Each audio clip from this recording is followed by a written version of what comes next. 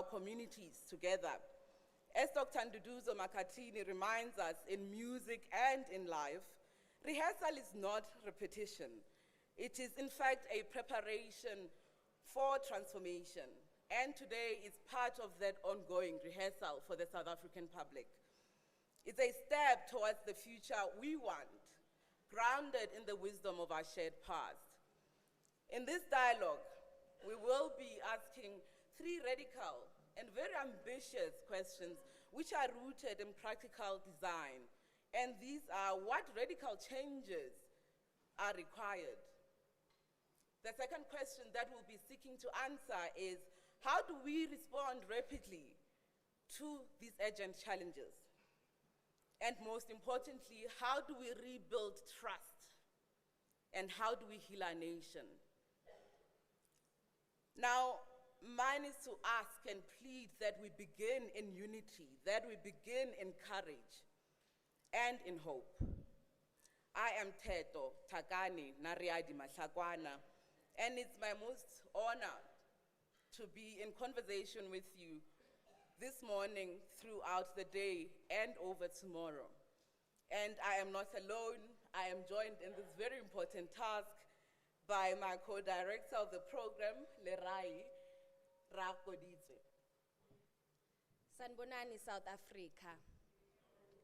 Ngiyayithanda South Africa.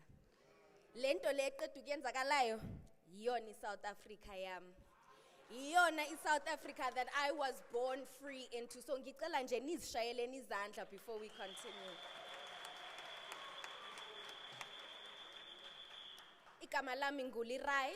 I am a speaker, and of course today I will be co-directing the program with you all. I also would like you all to know that I am part of the Youth 20 in co-chairing a meaningful youth engagement and reforming multilateralism. So I'm actually currently engaged in negotiations and processes similar to the one that we are about to start with right now. Over the next year, ward by ward, sector by sector, we are going to speak, listen, and of course, act.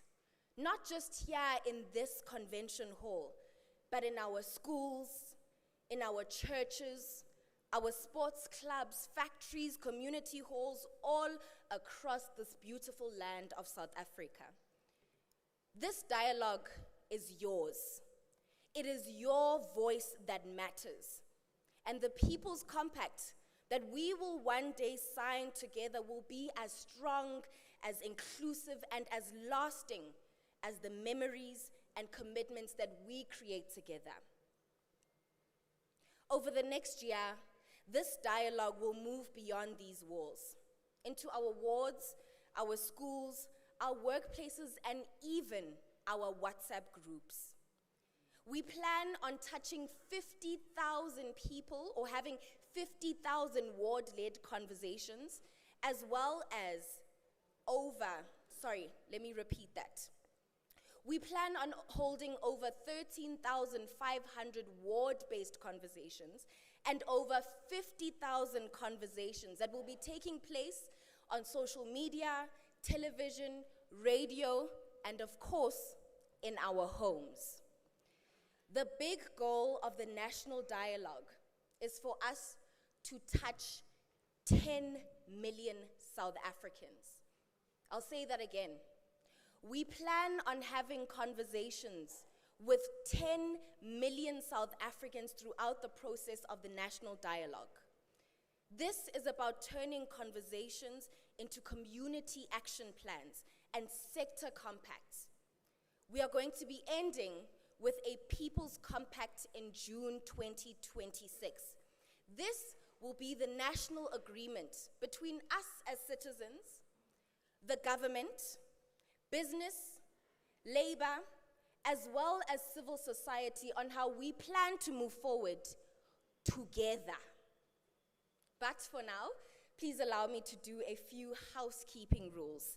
At the beginning of the meeting, we announced the tech platform, the application that we will be using to interact throughout the day.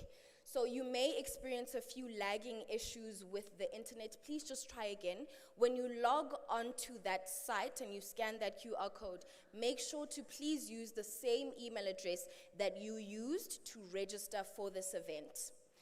That specific platform is going to assist you in actually participating in today, as we're going to have breakaway conversations and going into particular themes of what we plan to cover throughout the national dialogue. Thank you, Lerai. Now, because we are Africans and in African tradition, we must be welcomed before we continue with the work of the day. It is my utmost pleasure to welcome to the stage the Vice Chancellor of UNISA, Professor Buleng Ngabo.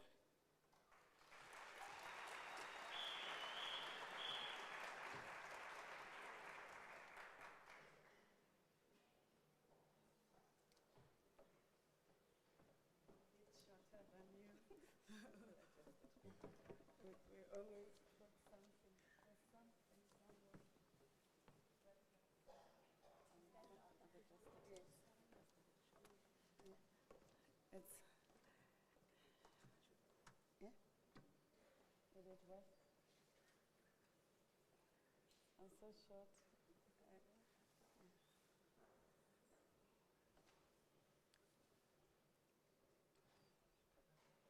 Program directors, thank you very much for inviting me.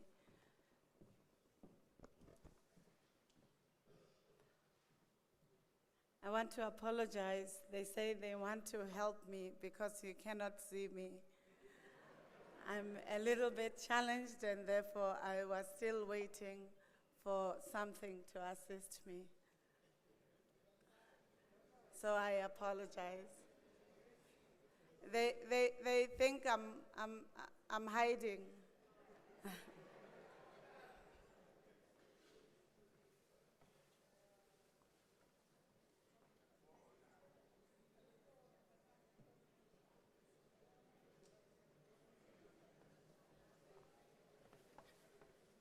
Thank you very much.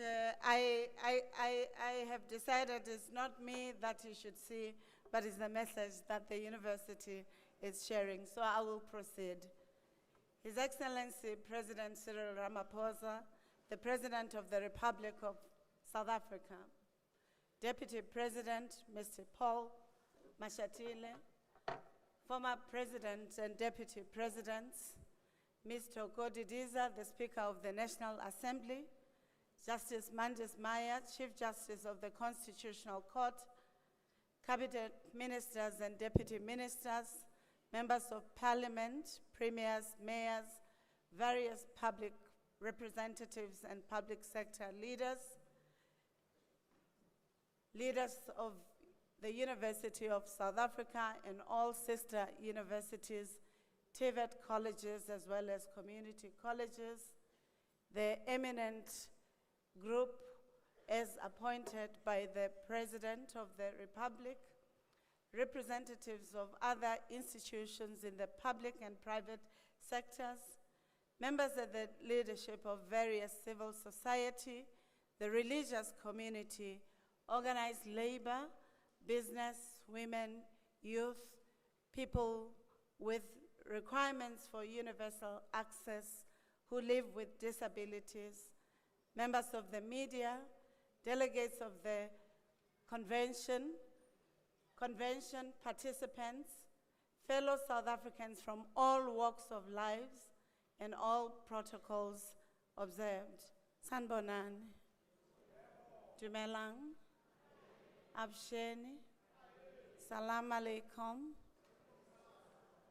Nimacheroni, Lochani, Khotsong. Thank you for the opportunity to welcome you all to this historic convention of the National Dialogue of South Africa. Today is yet another turning point in the history of South Africa.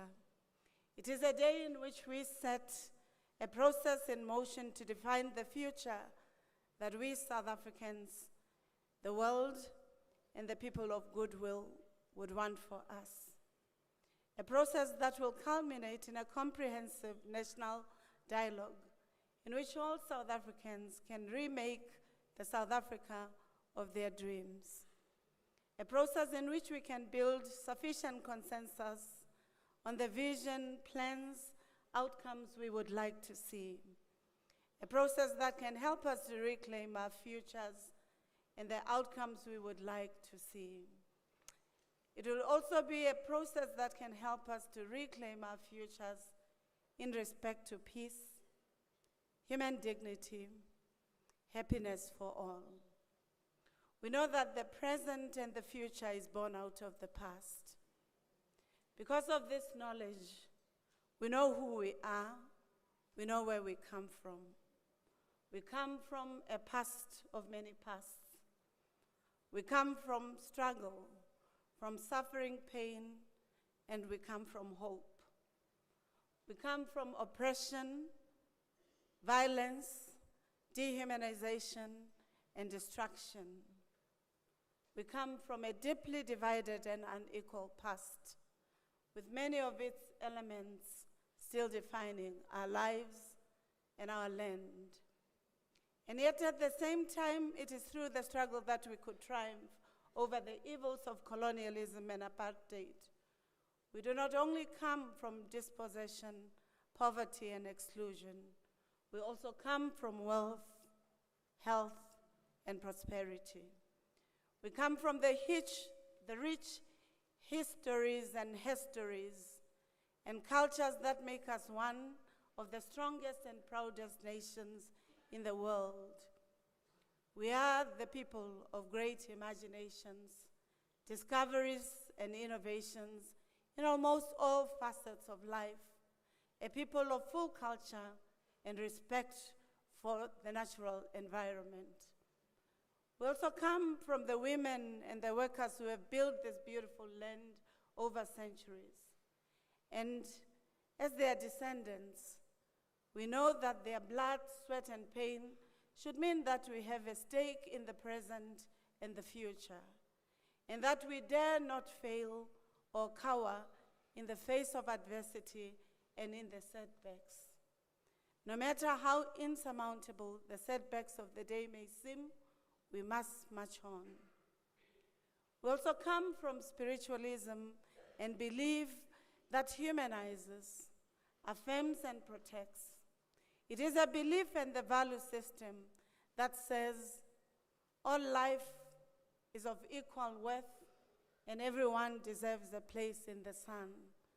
I'd like to repeat, all life is of equal worth and everyone deserves the place in the sun. That is who we are, a people of many pasts, a people of many shades, united in our diversity. A people in a place of many ebbs and flows, twists and turns in our continuous search for the greater freedom.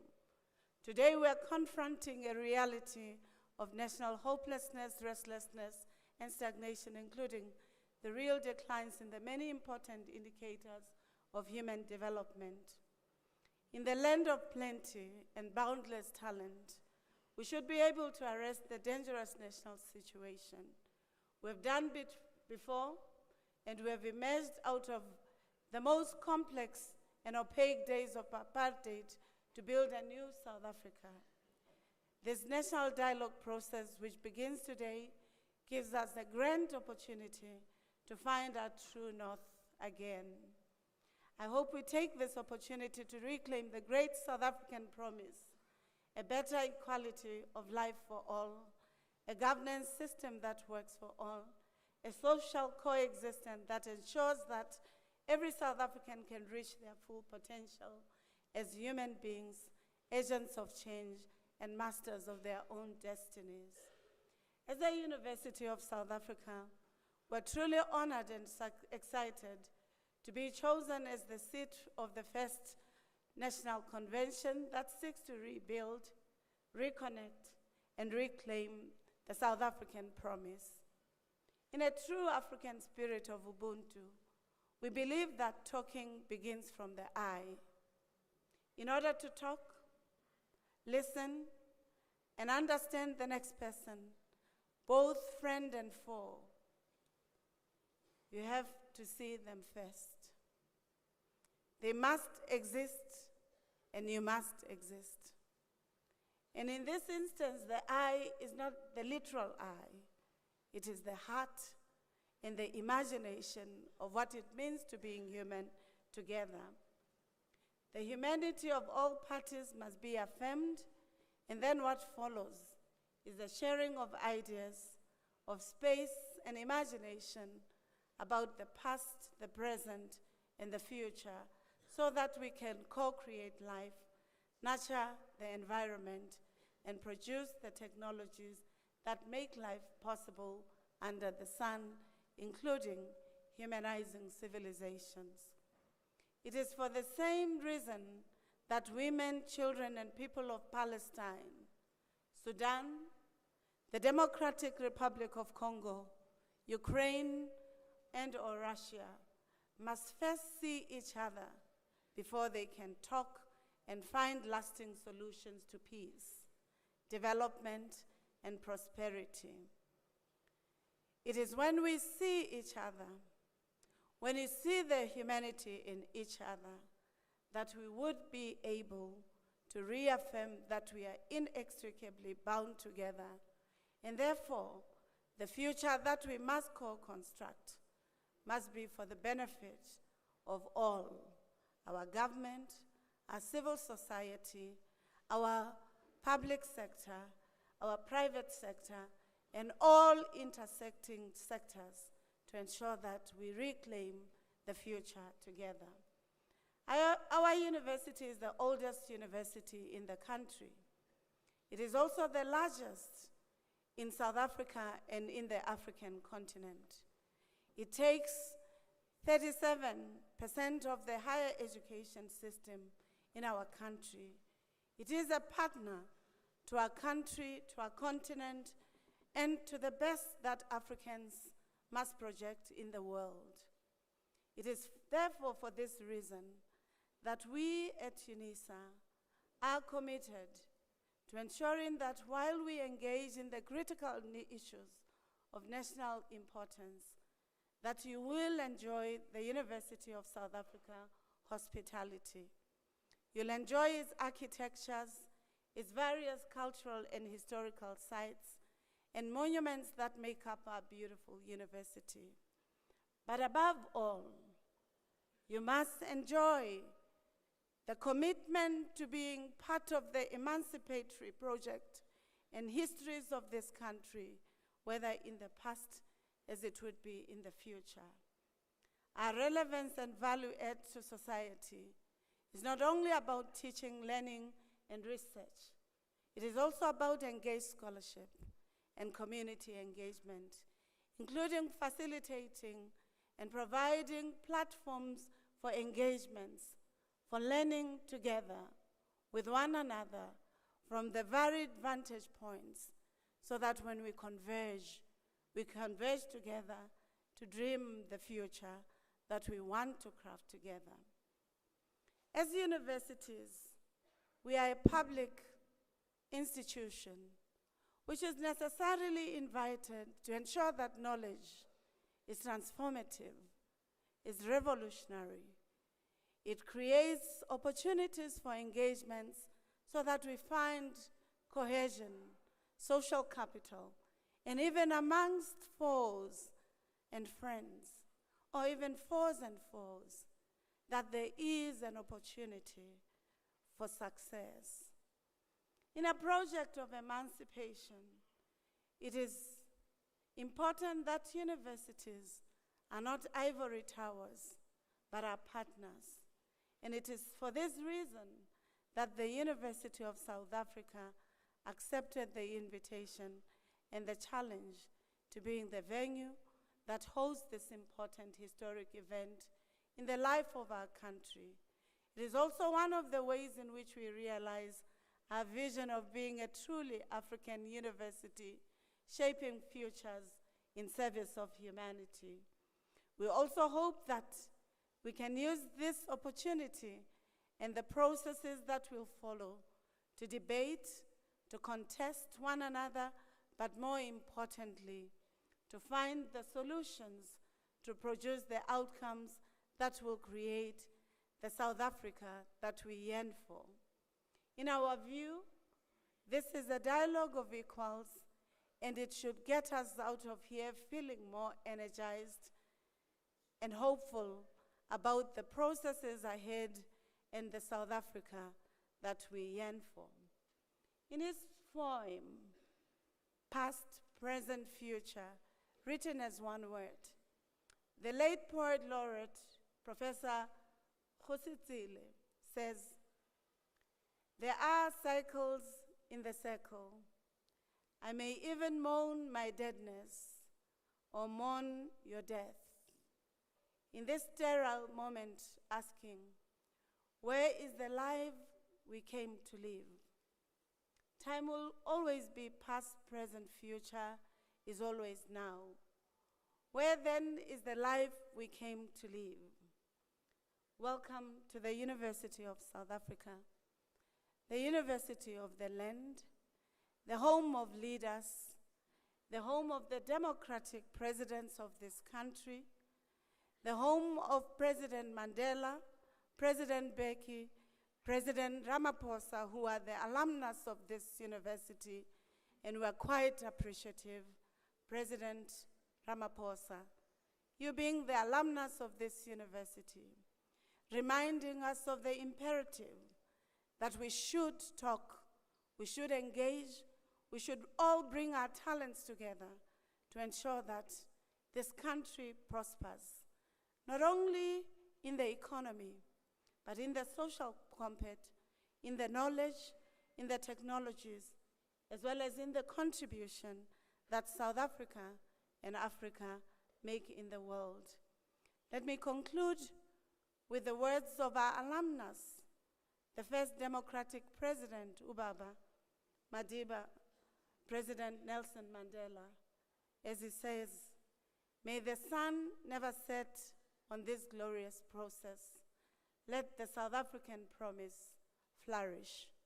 Thank you. You're welcome to UNISA.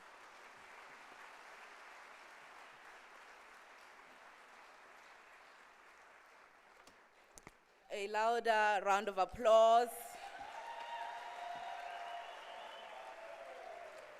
The University on the Mountain, I imagine, is one that can claim all of us as its products at one point or the other.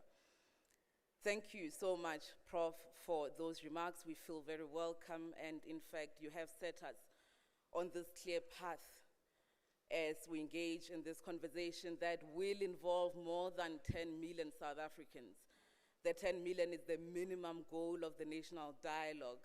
And as we kickstart this process with this launch, we do so with the absolute belief, and I will pick from what you've just mentioned around how we are a people of many paths. And African literature tells us that it is our mandatory responsibility to not only remember it, but to reimagine it. And I hope that we can do so as a collective. I call onto the stage Ntate Reverend Zoida Hunevutali, who will lead us in the moment of silence and reflection that we will be having. We also just want to put you at ease and update you that the colleague who had a medical emergency is being taken care of and being treated, and they are being taken care of. Thank you.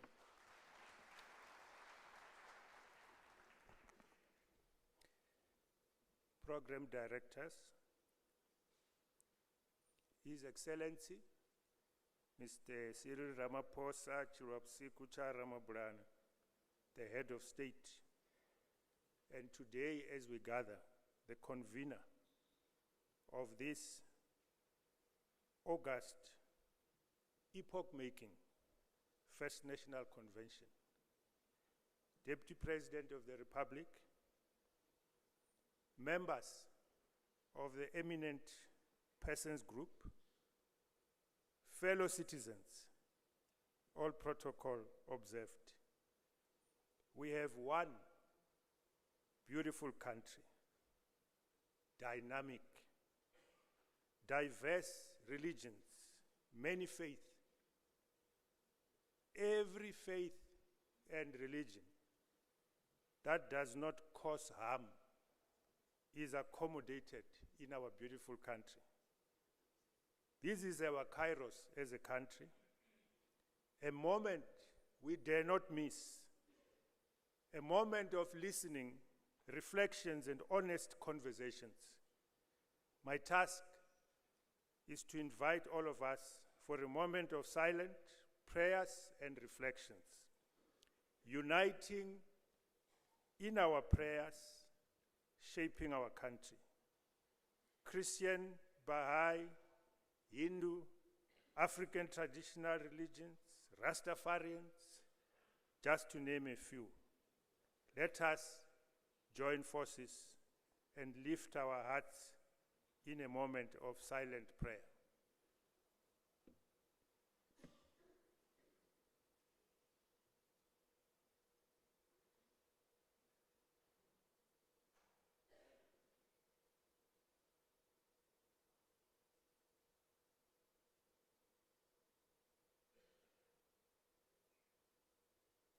Thank you.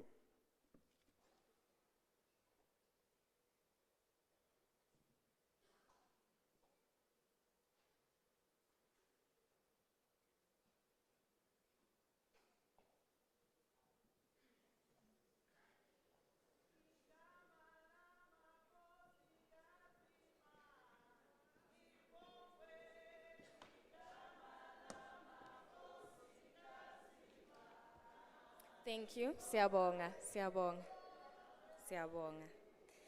We will now have a musical performance by Ipupo. So please give them a round of applause as they take to the stage.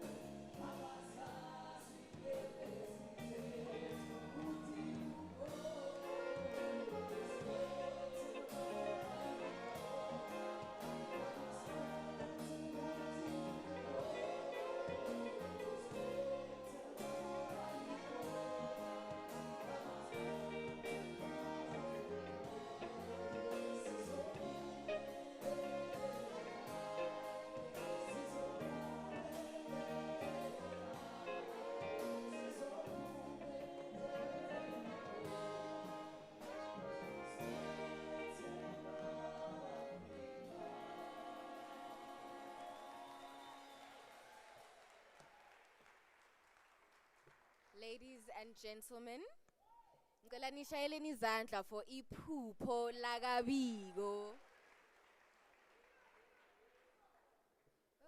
Ngaze ngaba mude. Okay, so just to update you on our program, we are now going to be going into our first panel for the day. Thank you. We will now be going into our first panel for the day, a short panel, followed by the speech by the head of state, President Cyril Ramaphosa. And after that, we will then take a short break for, I'll get back to you on how long that break will be, and then we will come back into the room for the second part of the day.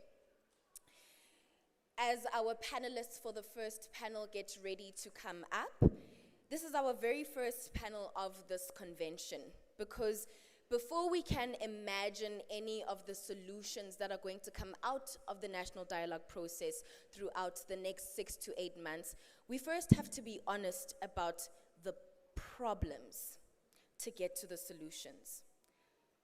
So I would like to please call up Sinesipho Soxuja from the Unemployed People's Movement, speaking for the grassroots and for the citizens who feel excluded from economic opportunity.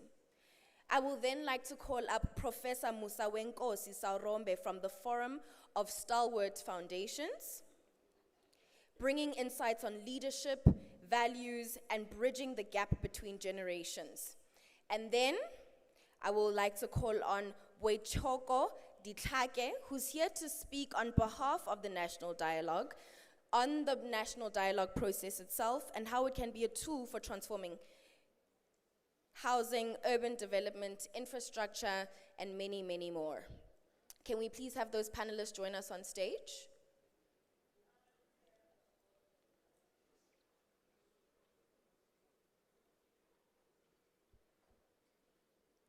In this conversation, we are going to explore what is at stake, why now is the moment, and how a citizen-led process can move us from identifying the problems and building solutions all together. Do we have our other two panelists here with us? Boichoko, as well as Prof. Musawenkosi. Thank you.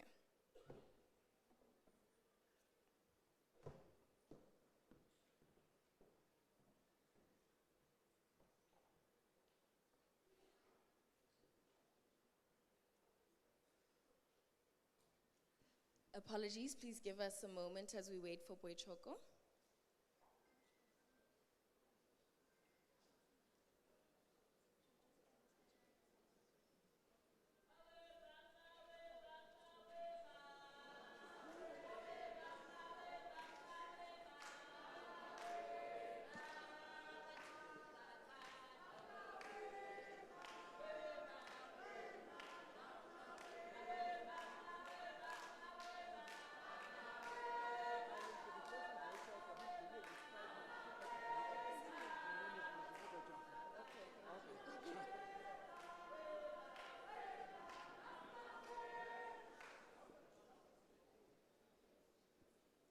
I'd like all of the panelists to please do a quick, short introduction of yourself and the organization with which you represent and why you're here today.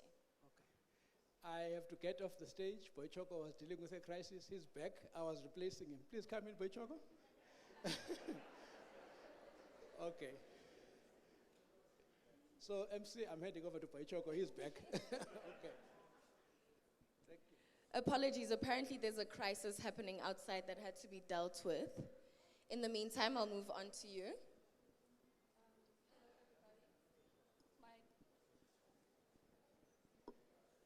Hello, everybody. My name is Sinesipho Soxutshwa. I am from the Unemployed People's Movement in Makhanda. We are here today as the voice of the unemployed, especially young, black, working class women in townships and rural areas. Thank you.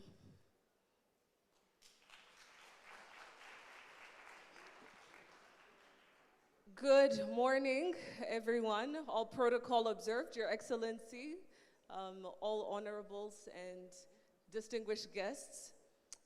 I am Musawenkosi. I'm an associate professor at the University of Johannesburg, and I represent the Stalwarts Foundation Forum.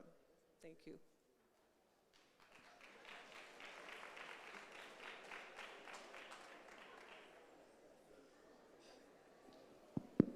Oh, that's it.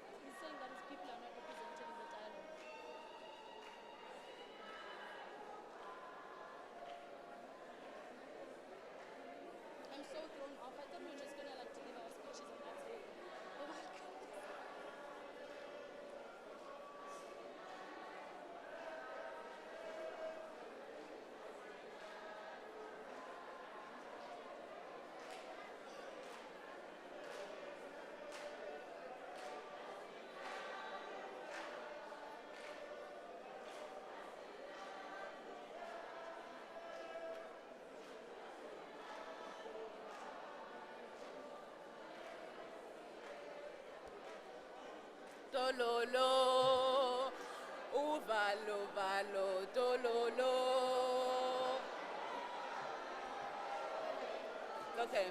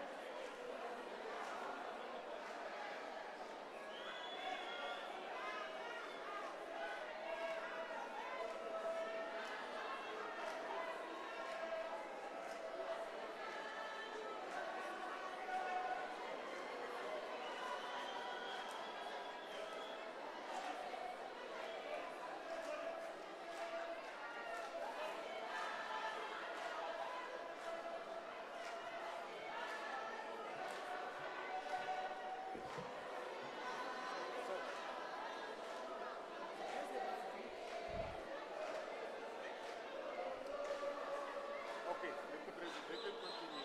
And then they'll come into the question if they would like to come in, they can go into the overflow room. We are not excluding anybody.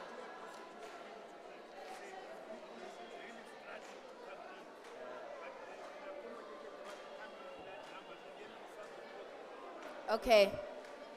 I would just like to update you all on what we are currently experiencing.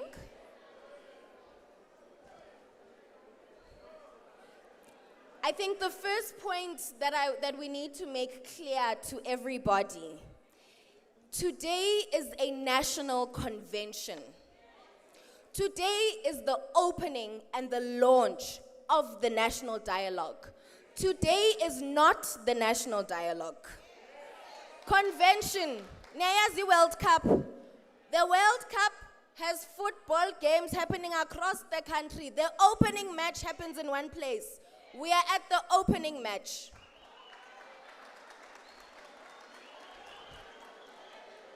This process has been designed specifically to be inclusive, has been designed to be led by citizens, and that is why we have citizen-led foundations that are part of it. That is why we have a panel of citizens that are representing groups of people. We do not intend on excluding any groups of people. However, there is only so much space in this room, and we have made accommodations for an overflow room. So those who are outside and wish to come in, can we please do so with order? If you would like to be in the room, we have an overflow room, but can we please not disrupt today? Ngicela ukuthi nje singaxabani tu.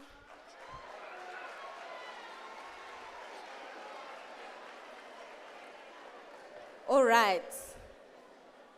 Can we continue with the day? Our president has been waiting to convene. All right.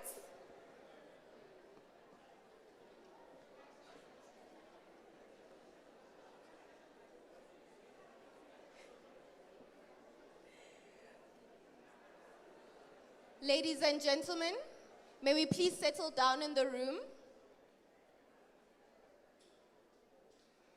Okay.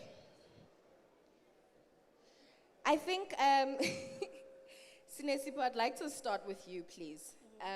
You work at the heart of communities where unemployment isn't just a statistic. It's a daily reality.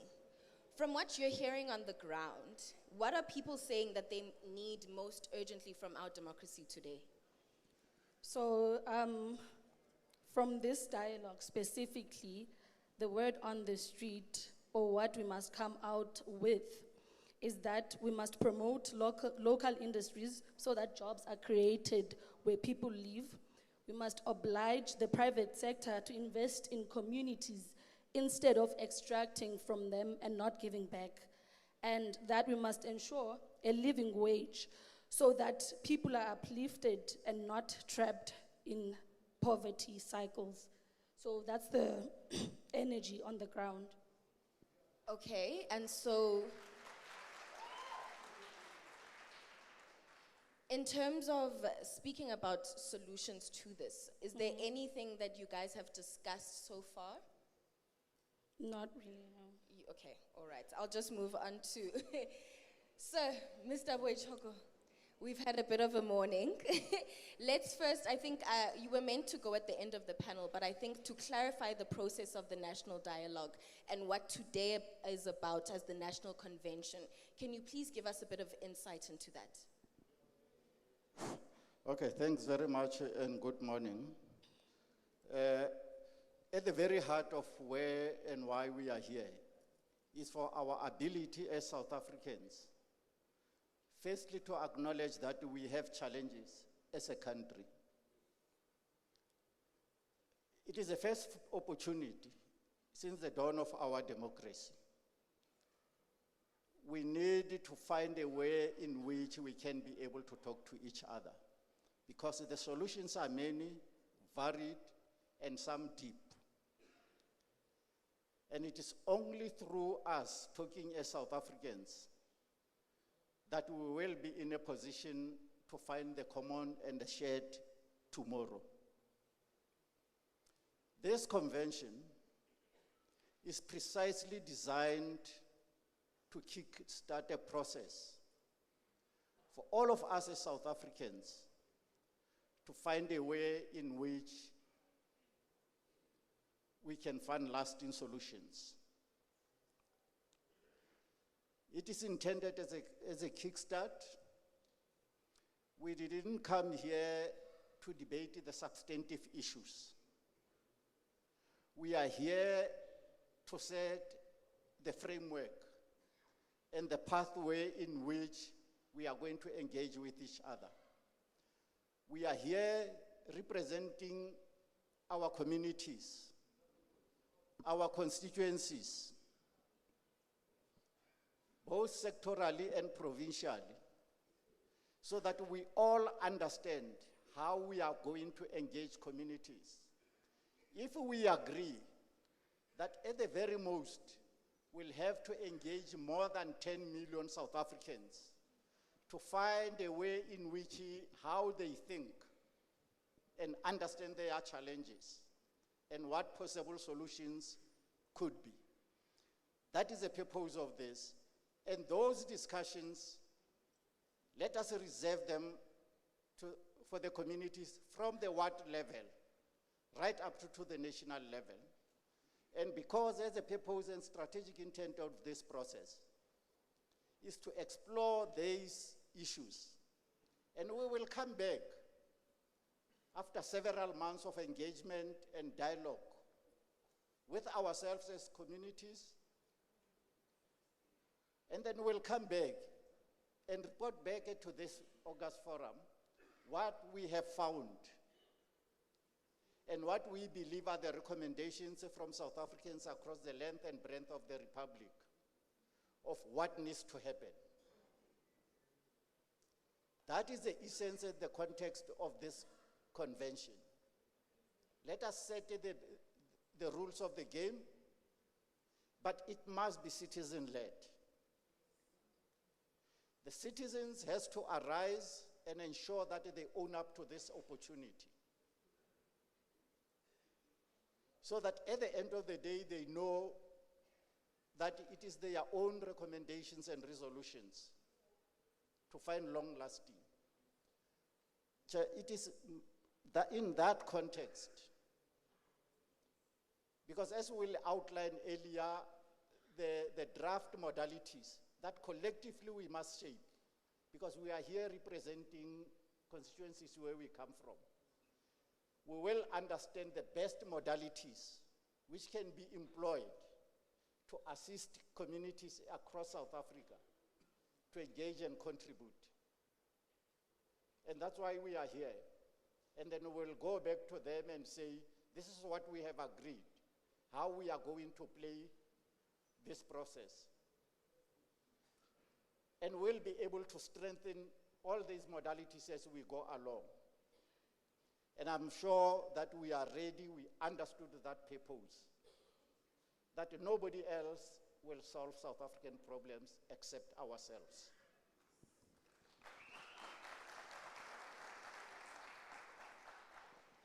Prof. Musa Wenkosi, I want to give you a slightly layered question.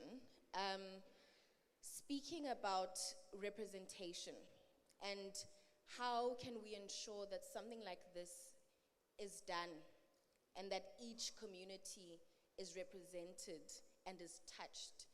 We've just had to deal with an issue of with an indigenous community feeling like they're not represented. How do we, through a process like this, tackle those issues? Thank you for the question, moderator.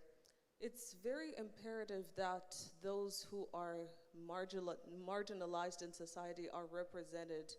And if you look at the discourse even over the years, it has been about fighting for those who do not have that voice. And if you look at giants such as Mama Tleke, that is what she stood for, you know. And even as, you know, she returned from her escapades abroad after having acquired her BSc degree in the United States, her purpose was to ensure that there is representation. I'm sure we can all recall, you know, in the echelons of history, how she insisted on women representation within a meeting that was held, you know, by the South African Native Convention. And so that is what we see also repeating in today's society, that those who are marginalized will continue to fight to have a voice.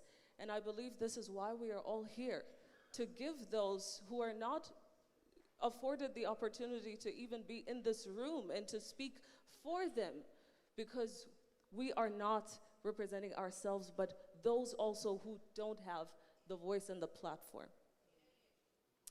Prof, I want to just go a little bit deeper with you. We've often, I think with this process of the national dialogue, it's been received with a lot of skepticism. And oftentimes when something new, when change is being introduced, it will not always be openly accepted, right? But what we're seeing is this process being compared to the Freedom Charter being drafted, to the South African Constitution being drafted. What does a process like this, and it sort of seems like we're at the helm of history, whatever comes out of this process will be something that is going to be taught in history books, will be something that is going to be applied and will hopefully be the bedrock of a new South African society. How do we ensure that something like that continues to happen, and sort of looking at the other processes that we have gone through, what can we learn and make sure that we apply this time? I believe that's why the whole process of consultation is very important.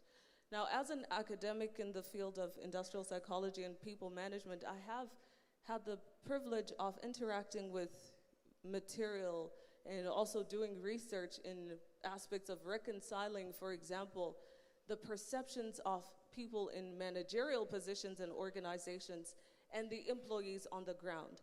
And I believe it's very much like, you know, what often happens in the context where those who are in national leadership positions versus those who are on the ground, there are irreconcilable perceptions.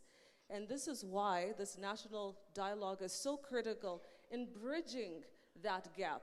There's an ancient Chinese proverb which says,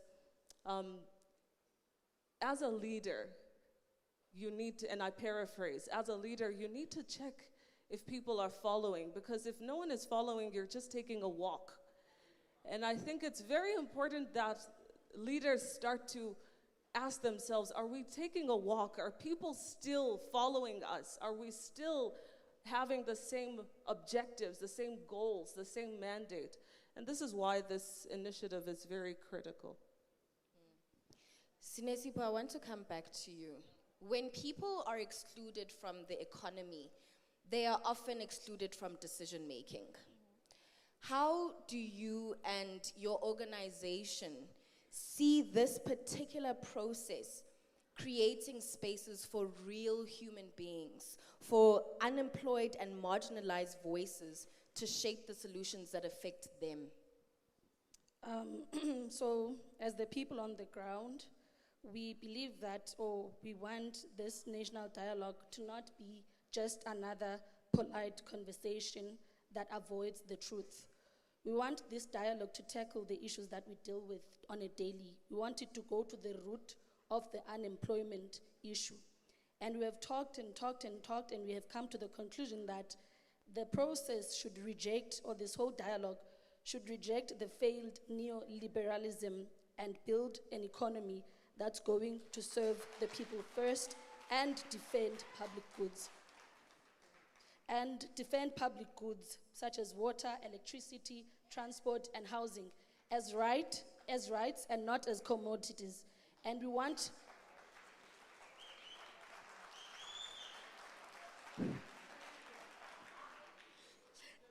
and out of this dialogue, we want to end austerity because it starves our people. It starves us from the very basic services that we depend on. We want this dialogue to guarantee free, quality education from primary school to university level, because we believe that that is an investment in our future. So we are not here for charity. We are not here to be pitied. As the grassroots and working class, we demand real power and inclusion. That's... Okay. I'd like to get a bit of clarity on the specific process of the national dialogue and how we can ensure that it is accessible. When I heard about ward conversations, it did frighten me a bit, because I don't know about you all, but I personally am not that involved in my ward. I don't really attend regular meetings. And so this process would require people to regularly attend those meetings. Is there another accessible platform or another way in which people will be able to be involved in this national dialogue? And how do we sort of, you've told us that we can have these conversations at home, but is there a specific toolkit that you guys are giving us to ensure that everybody anywhere can host their own national dialogue? Thanks very much. If we look into the process of the national dialogue, the first thing that we must think about very deeply is how do we activate South Africans to own up to the governance and development of the country? How do we assist and start building the community structures to engage, for example, with the local governance process, municipalities? Because in many instances, some of our laws allows and enables communities to participate, but more often we are not using these possibilities. For example, how do we understand priorities which have been determined, for example, by a municipality at the local level? Therefore, the national dialogue is structured in such a way that simultaneously it assists communities to own up in the development of the country. At the ward level, each ward is going to have 3 structured dialogues. And there is a toolkit that assists, and there will be community-based facilitators which will appreciate different communities in which they exist, to talk to them and to talk with each other.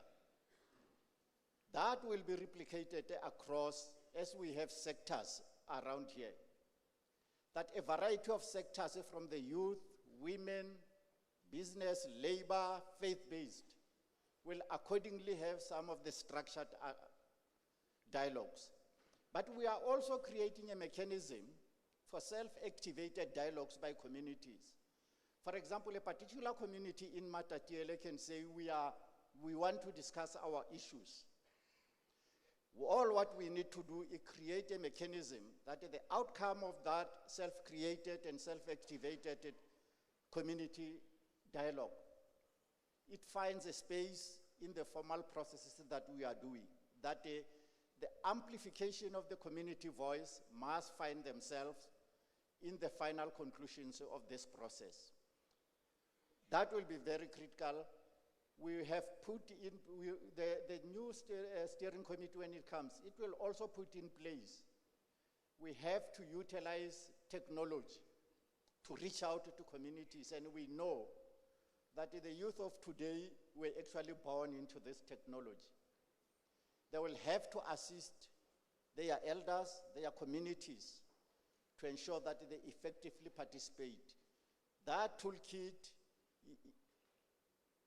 is already online for everybody to go through it, amplify and strengthen it, and see how it can be modified in different situations at the community level.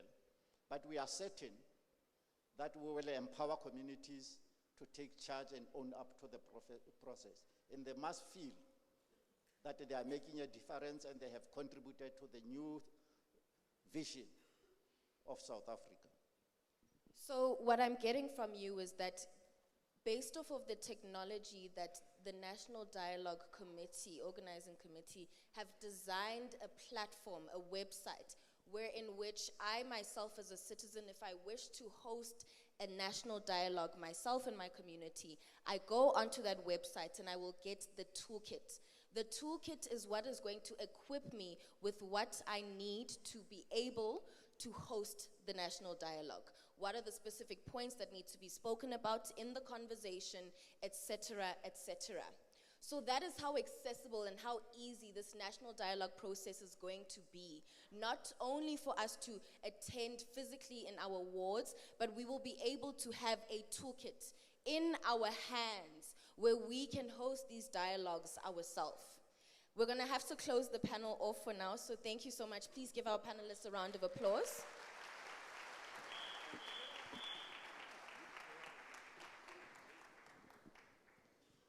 I'd like to call up Iphupho Lagabigo as we set up the stage.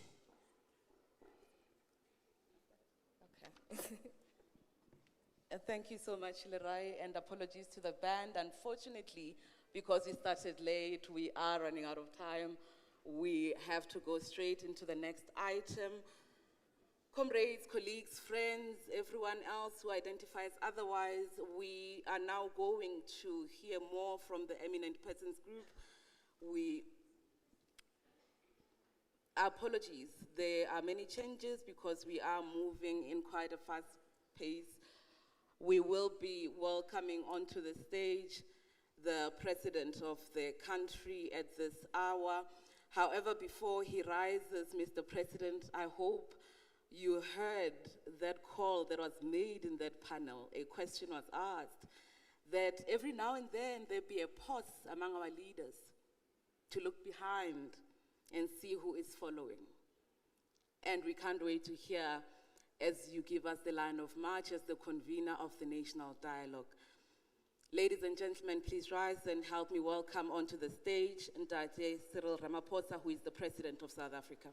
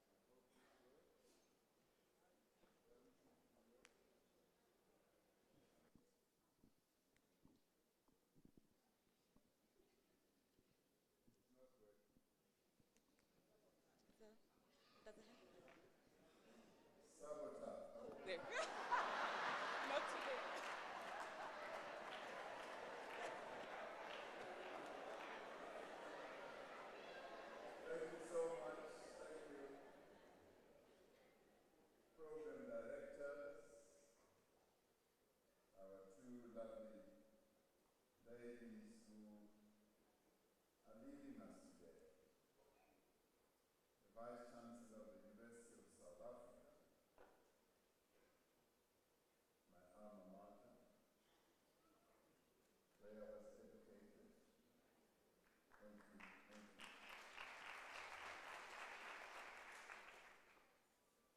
Members of the Eminent Persons Group, and specifically the co-chairs, Professor Iniko Maruleke and Mr. Ruth Mayer, and all the other EPG members,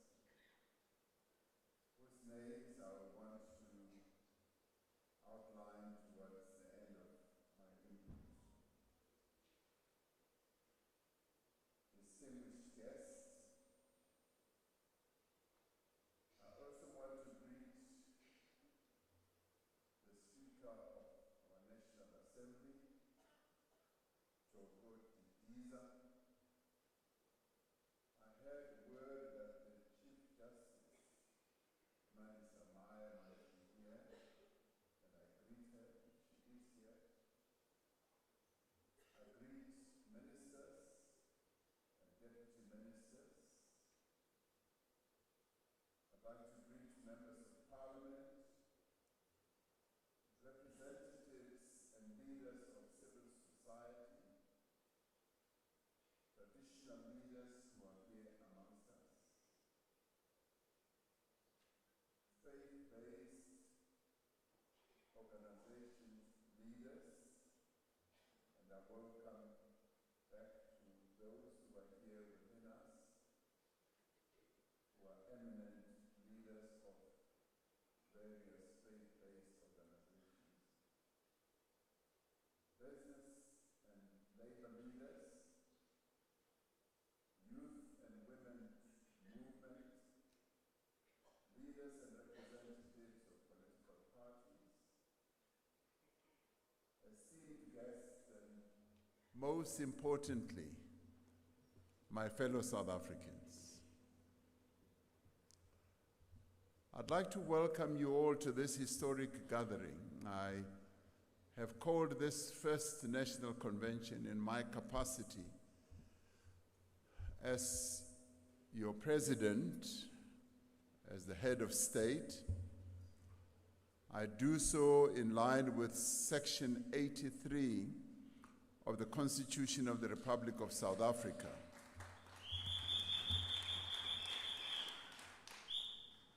This gives me a locus standi. For all of us who are here, we are all equal.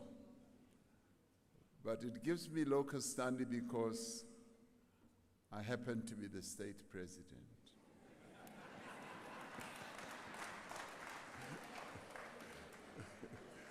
So Section 83 of our Constitution requires that the president, as the head of state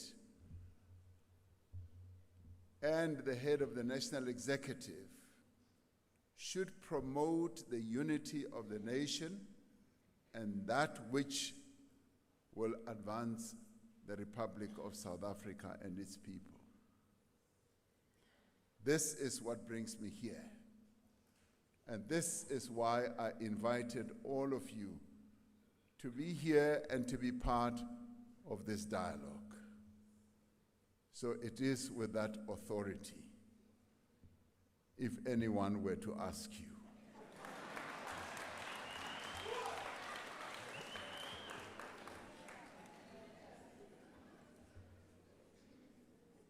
I should thank everyone who is here today for accepting this invitation. I am truly humbled and very touched that all of you have heeded this invitation and have come through to this meeting so that we can have a dialogue. You have traveled from many parts of our country, in fact, from all parts of our country, to be here.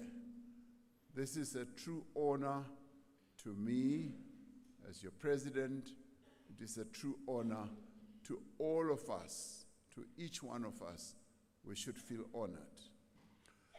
Today marks the first sitting of the National Convention of the National Dialogue, a space where we confront our realities openly, respectfully and constructively. This is not a partisan platform. This is a national platform. Here, no voice is too small. No perspective is too inconvenient to be heard. We are gathered to listen to each other, to understand one another, and to chart a common path forward for our country. We are meeting at a time of profound challenges that confront our country and our people. Economic hardships that our people are living under, unemployment that continues to rise, inequality that besets our people, growing poverty, and a crisis of confidence in our institutions.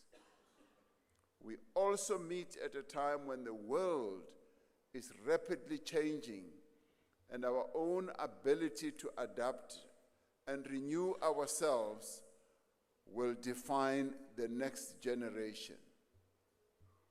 But history teaches us that nations are not defined solely by their difficulties. Nations are defined by how they respond to the challenges that confront them. Our own struggle for freedom from the nightmare of apartheid proved that unity in diversity is not an abstract slogan. History teaches us that unity is a powerful force for change, for transformation. Gathered in this hall today are people from all across our land, people from all walks of life, people of all races, of all classes, all languages and cultures. Gathered here at this national convention are farmers, are informal traders, civic activists, policymakers, traditional leaders, waste pickers, industrial workers, the unemployed men and women of our country, the unemployed young people, unemployed graduates, eminent religious leaders, business people, and public servants like me. There are also young people and older people like me, men and women, people from informal settlements and rural villages. There are people with disabilities amongst us.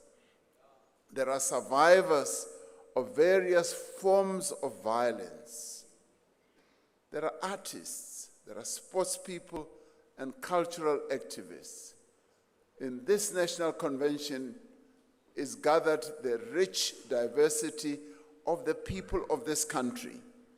Yet, although we are different in many ways, although we represent different experiences and memories and hold different views, there is one thing that we have in common. And that one thing that we have in common is that we are South Africans. We are, each one of us, sons and daughters of the same soil, the South African soil.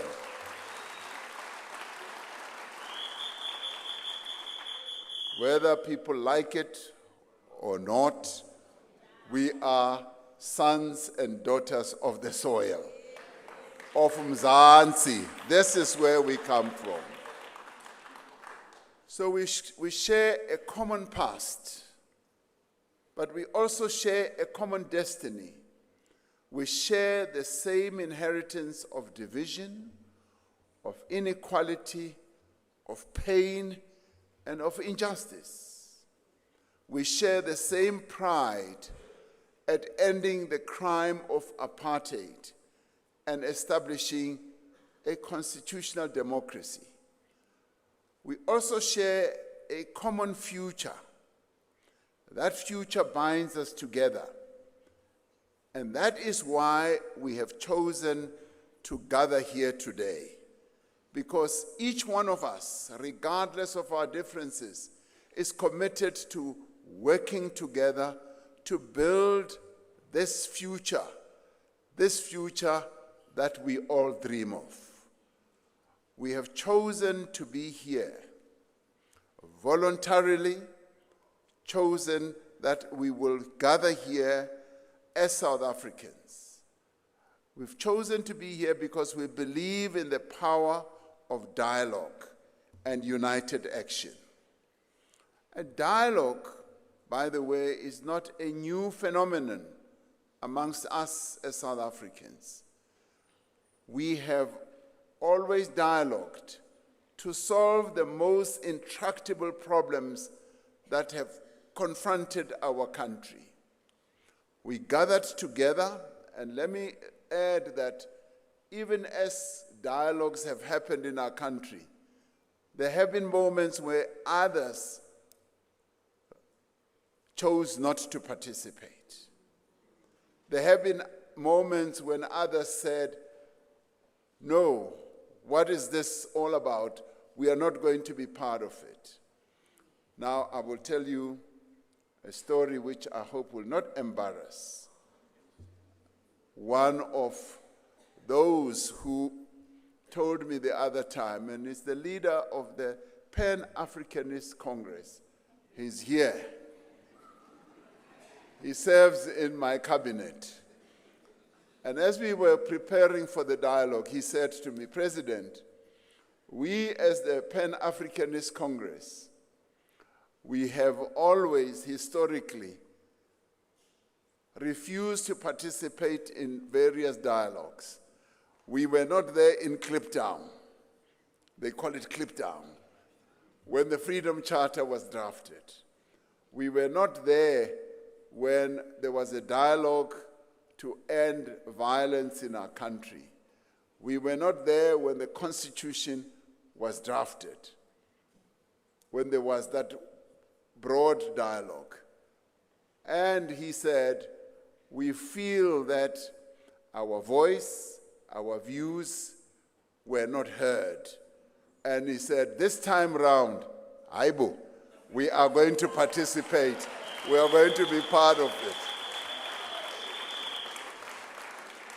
So there are those who are standing outside, who are saying we are not going to participate, and we grant them that freedom.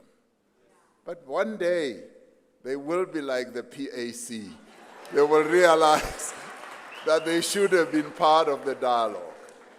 Because dialogue is about bringing people together, getting all of us to speak together, not to speak at each other, and not to talk away from each other. It should involve talking together. We believe that if we share our concerns and our fears, we can conquer them. If we understand the challenges we face, we can overcome them. If we know what hurts us, we can heal. If we know what divides us, we can unite. We gather here today in all our diversity to launch a national dialogue. We are embarking on a process that will launch 1 million conversations amongst our people. Now, this is a great honor, to be able to instigate conversations amongst our people. All of us seated here must see ourselves as being truly honored that today we get to sit here and we are launching a process that will involve conversations of millions of people, 10 million people. But in the end, I see this conversation going way beyond the 10 million people who might participate. It will encompass many more millions of people in our country. This is truly a historic moment. Across the length and the breadth of South Africa, people will and must meet to talk of what worries them, what gives them hope, and how they think their lives and our country can be better. We all agree that our country is not where it ought to be. We all agree that there are many things that are broken in our country. Getting together, talking to each other, we should be able to find solutions on how we can put many of the things that are broken in our country together. This initiative is about what all South Africans must do together to make our lives and our country better. It is also about getting leaders to be able to realize what worries South Africans and how leaders themselves can be engaged in understanding the lives of South Africans and be accountable.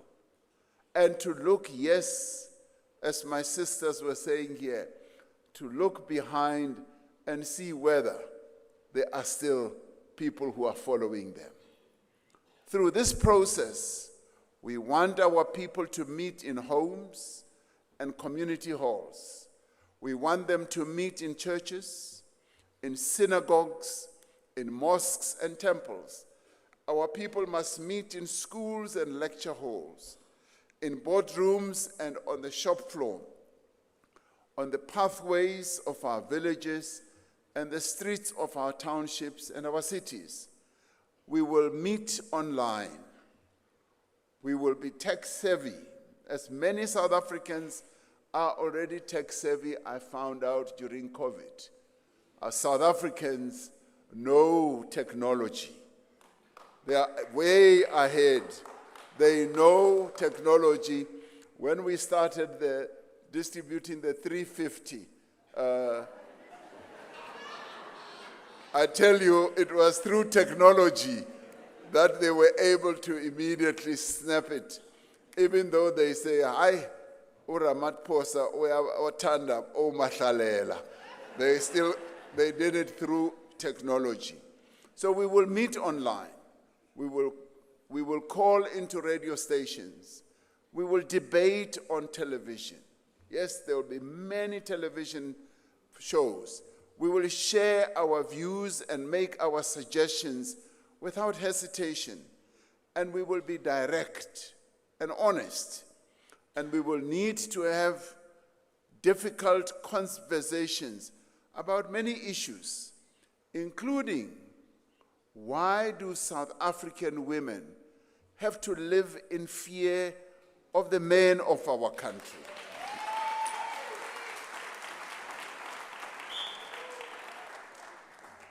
This is Women's Month, and I'm glad that these conversations should start this month, that we as the men of South Africa must begin to internalize this question. Why do the women of South Africa fear us as men in the streets, in the classrooms, and even in our homes? We need to ask ourselves those questions. We also need to ask ourselves, why do so many people live in abject poverty and so few live lives of opulence? Why, after decades of democracy, are the prospects of a white child so much better than those of a black child? We need to ask ourselves that.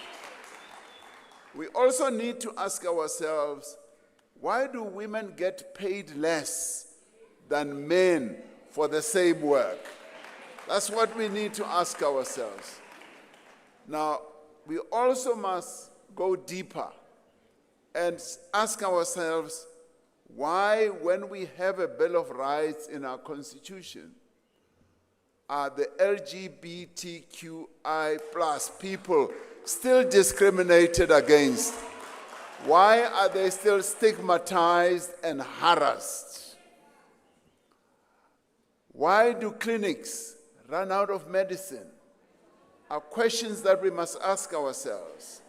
And why do taps run dry? These are some of the questions that we must be willing to ask and which we must be prepared to find answers for. But more than that, my fellow South Africans, these are the challenges that we must be ready to do something about. As individuals, as organizations, as communities, as parents, as elected representatives, and as public officials. The national dialogue is a call to debate and to discuss, but it is also much more than that. More importantly, the national dialogue is a call to action. It is a call to all South Africans to seize this moment for change and progress. And this we cannot do when we are sitting on the sidelines. This we cannot do when we do not want to be part of this conversation. And this we cannot do when we sit on the sidelines and just criticize. We need to be inside the tent rather than being outside of the tent. And we also need to have one tent. We do not need another tent where other conversations will take place. This is the real tent where conversation must take place. Now, it is a call to build a society in which there is a place for everyone, where the country's wealth is shared by all. A South Africa that truly belongs to all the people who live in it. We have come together in this national convention not to have the dialogue, but to start the dialogue. Gathered here, all of us together, we are well over 1,200 or 300 across many organizations and sectors. Our task is to prepare for the thousands of public dialogues that will happen in communities across the country over the next 6 to 8 months. We are here to consider some of the themes that may arise in those discussions, understanding that it is ultimately the people of this country that will determine the issues that should be discussed. And this is what we call citizen-centered dialogues and discussions. We are here to reflect on how we should approach these public dialogues, what methods we should use to ensure that everyone has a say and that the discussions take place in an environment that promotes understanding and that encourages healing. Through this convention, we seek to equip delegates to be champions and enablers of these public dialogues. We seek to ensure that we give the space to South Africans to define the outcome of the national dialogue process, so that those thousands of conversations can be drawn into a clear vision for the country and an agreed program of action into the future. There is history to this.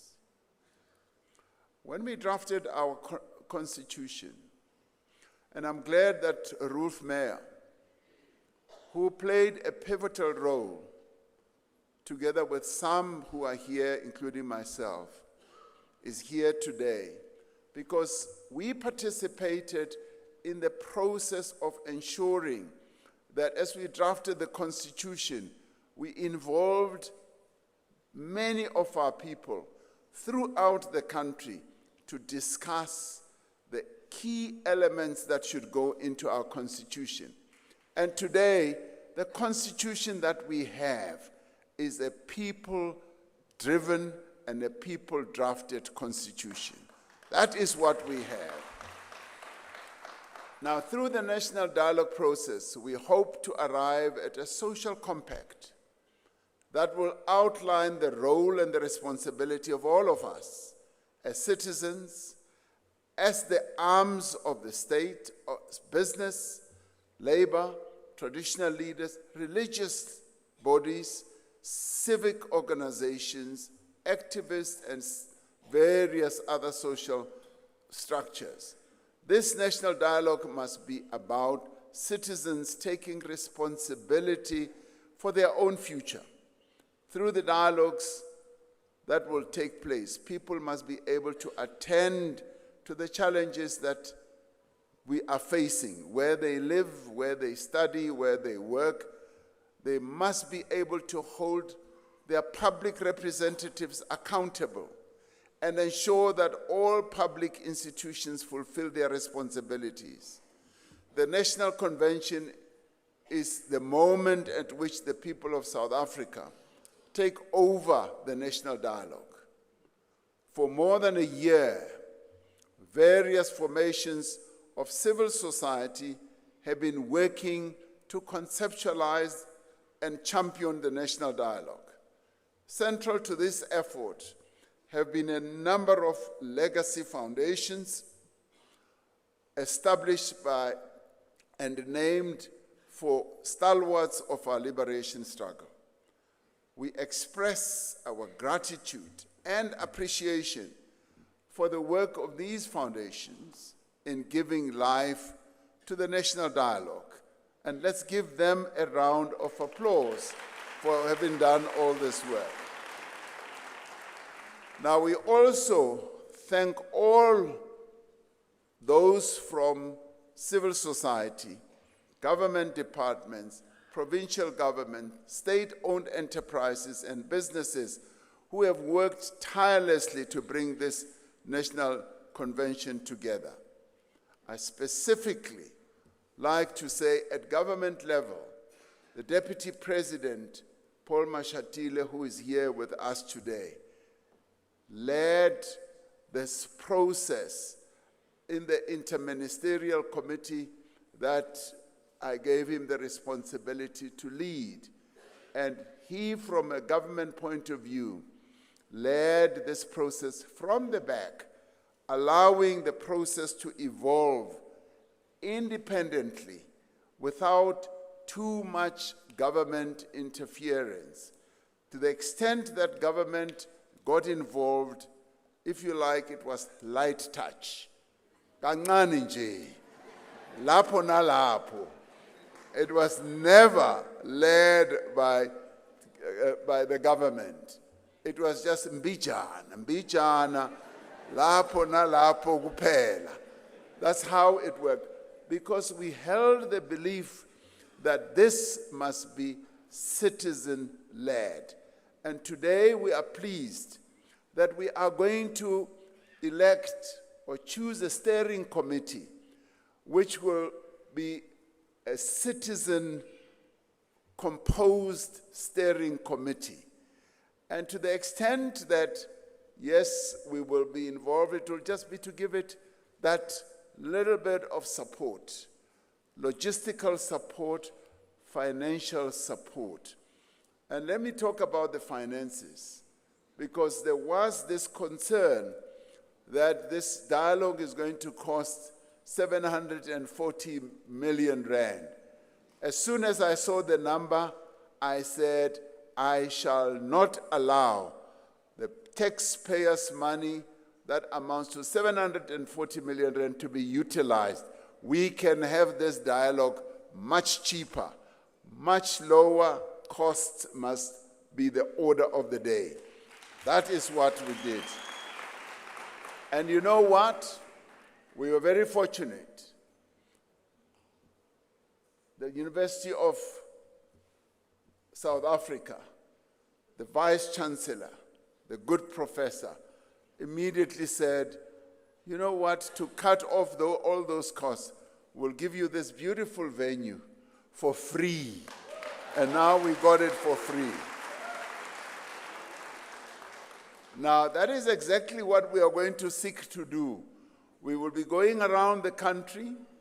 We will desist from hiring halls, expensive halls in hotels, and so on. We will want to hold the various dialogues in schools.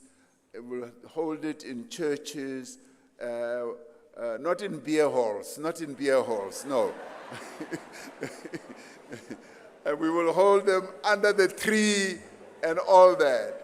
So that is how we are going to bring the cost down, because the people of South Africa do not want us to be spending too much money on the conversations that we are going to have.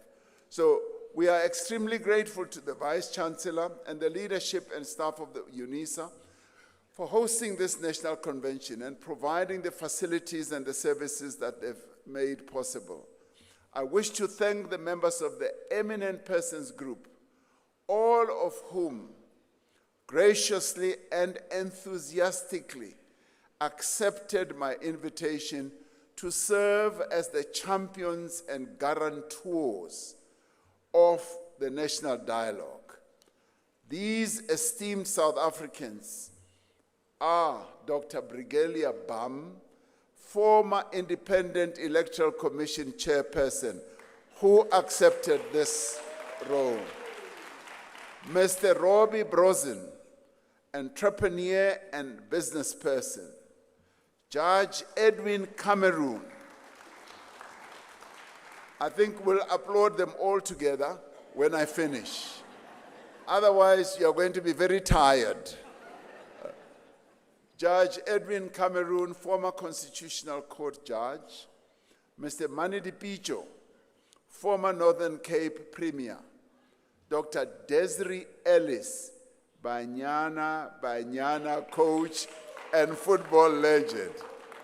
I knew you wanted to applaud her. Ms. Ella Gandhi, peace activist and stalwart. Ms. Nomboniso Gasa, researcher and rural activist. Mr. Bobby Gotzel, a business leader, particularly in the mining industry. Dr. John Kani, award-winning actor.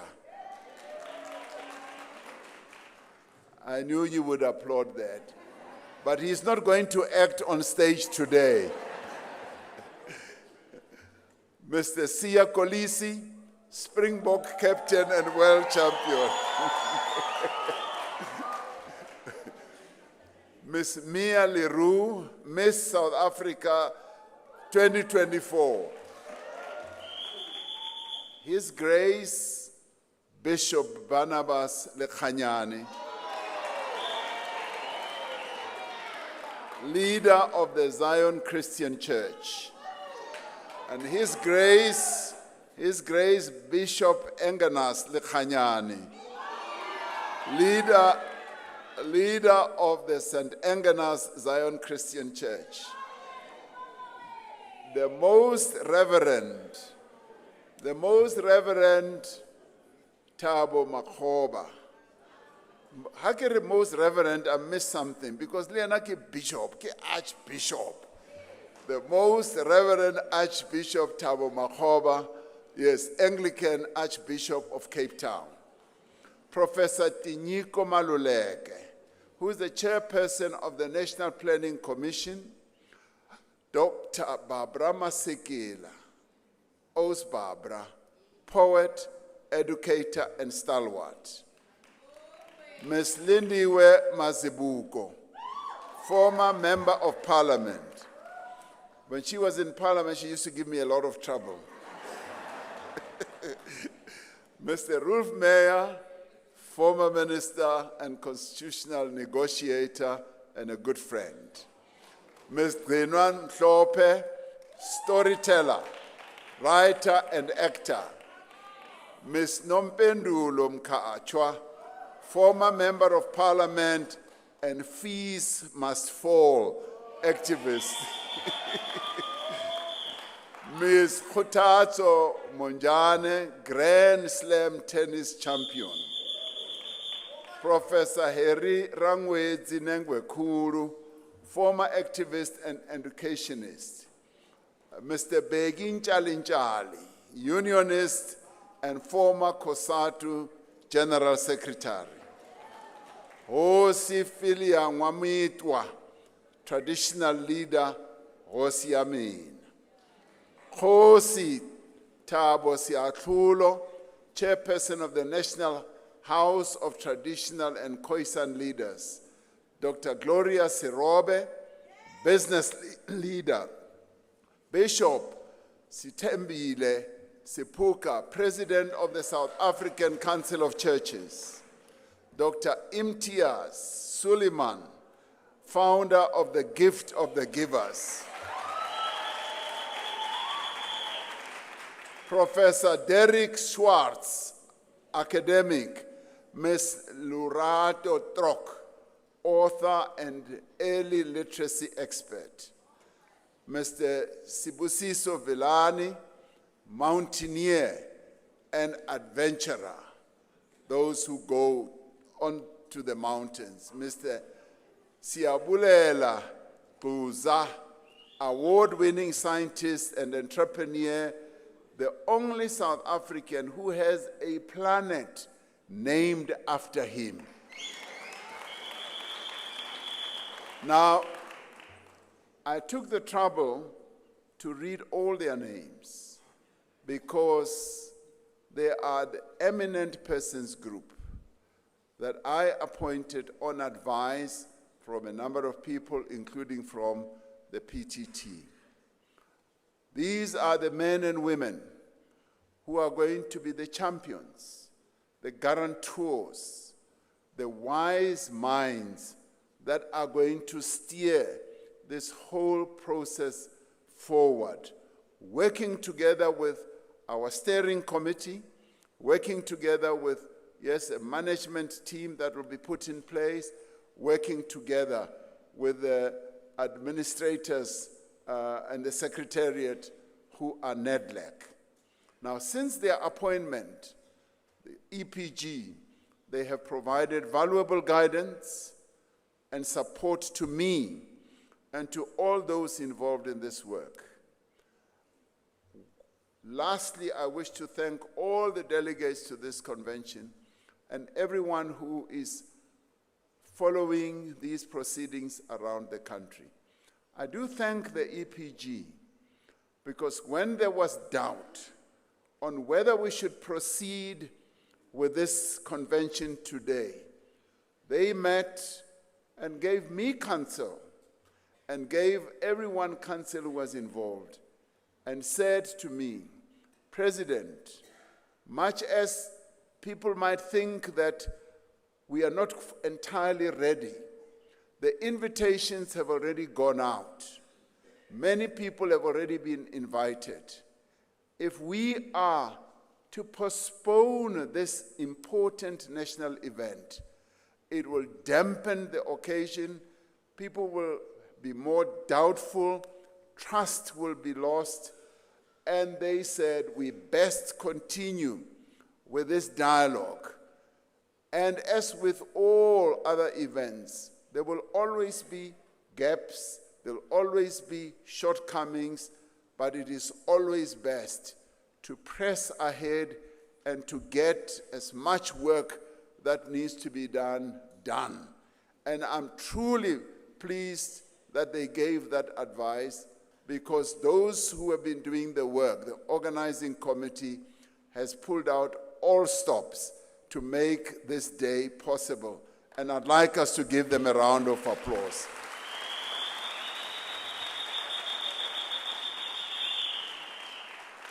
Now, all of you who are here, you have taken upon your shoulders a historic task, You have taken upon your shoulders the responsibility to launch a conversation among South Africans that will reach every corner of our country, that will determine the future of our nation. Let this national convention be a call to every South African to participate, to be heard, and to be counted.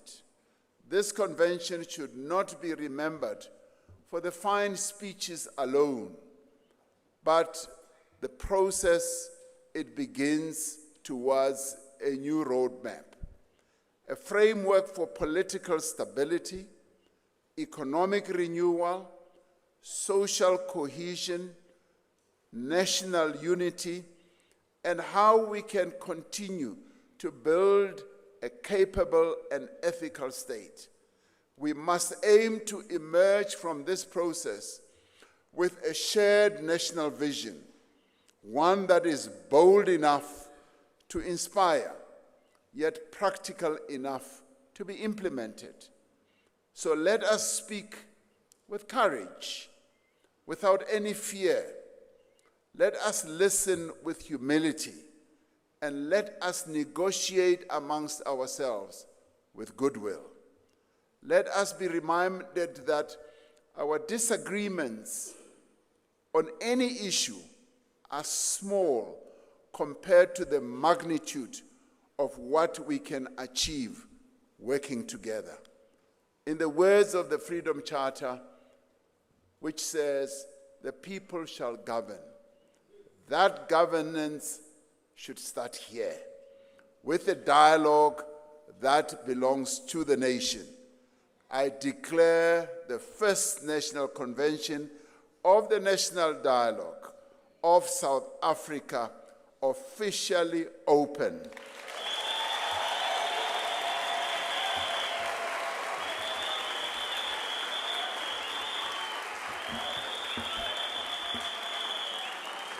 And may our work be guided by wisdom, your wisdom. May our work be grounded in truth and be blessed with the spirit of Ubuntu. The spirit of Ubuntu that must guide us for ourselves and for generations to come. Thank you very much for being here.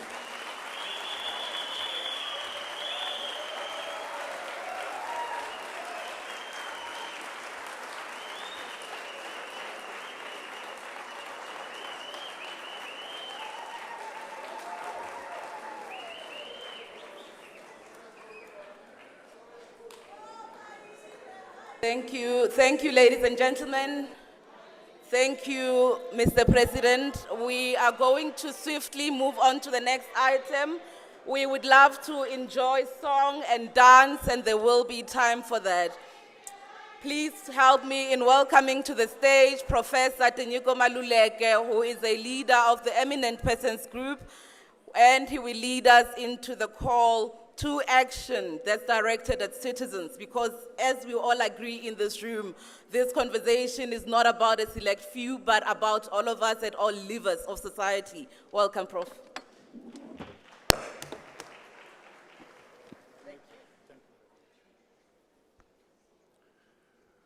I don't know if it is protocol to speak after the President has spoken. It's a career-limiting move that I'm making now.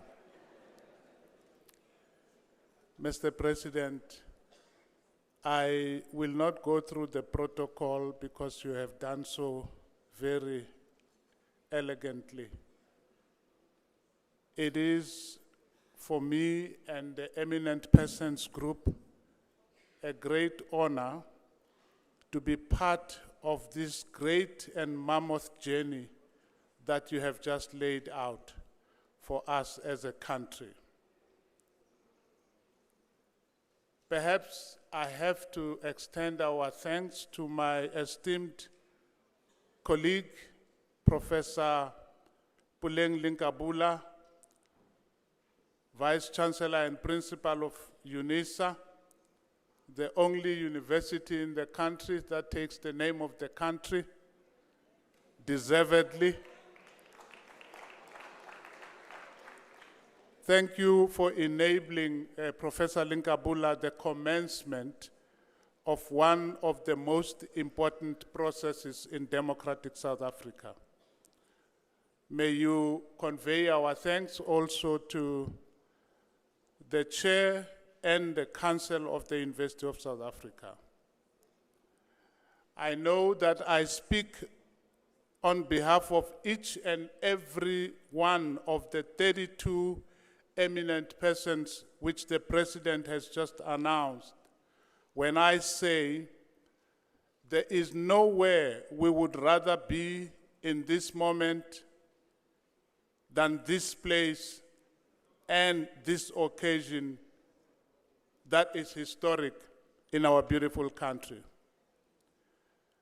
We are pleased to note that we gather here today not as factions, but as a nation, not as strangers, but as fellow South Africans, united in our purpose to build the South Africa we promised ourselves in the Constitution, in the National Development Plan, and in the inaugural speech of our founding President Nelson Mandela, which he delivered on the 10th of May, 1994.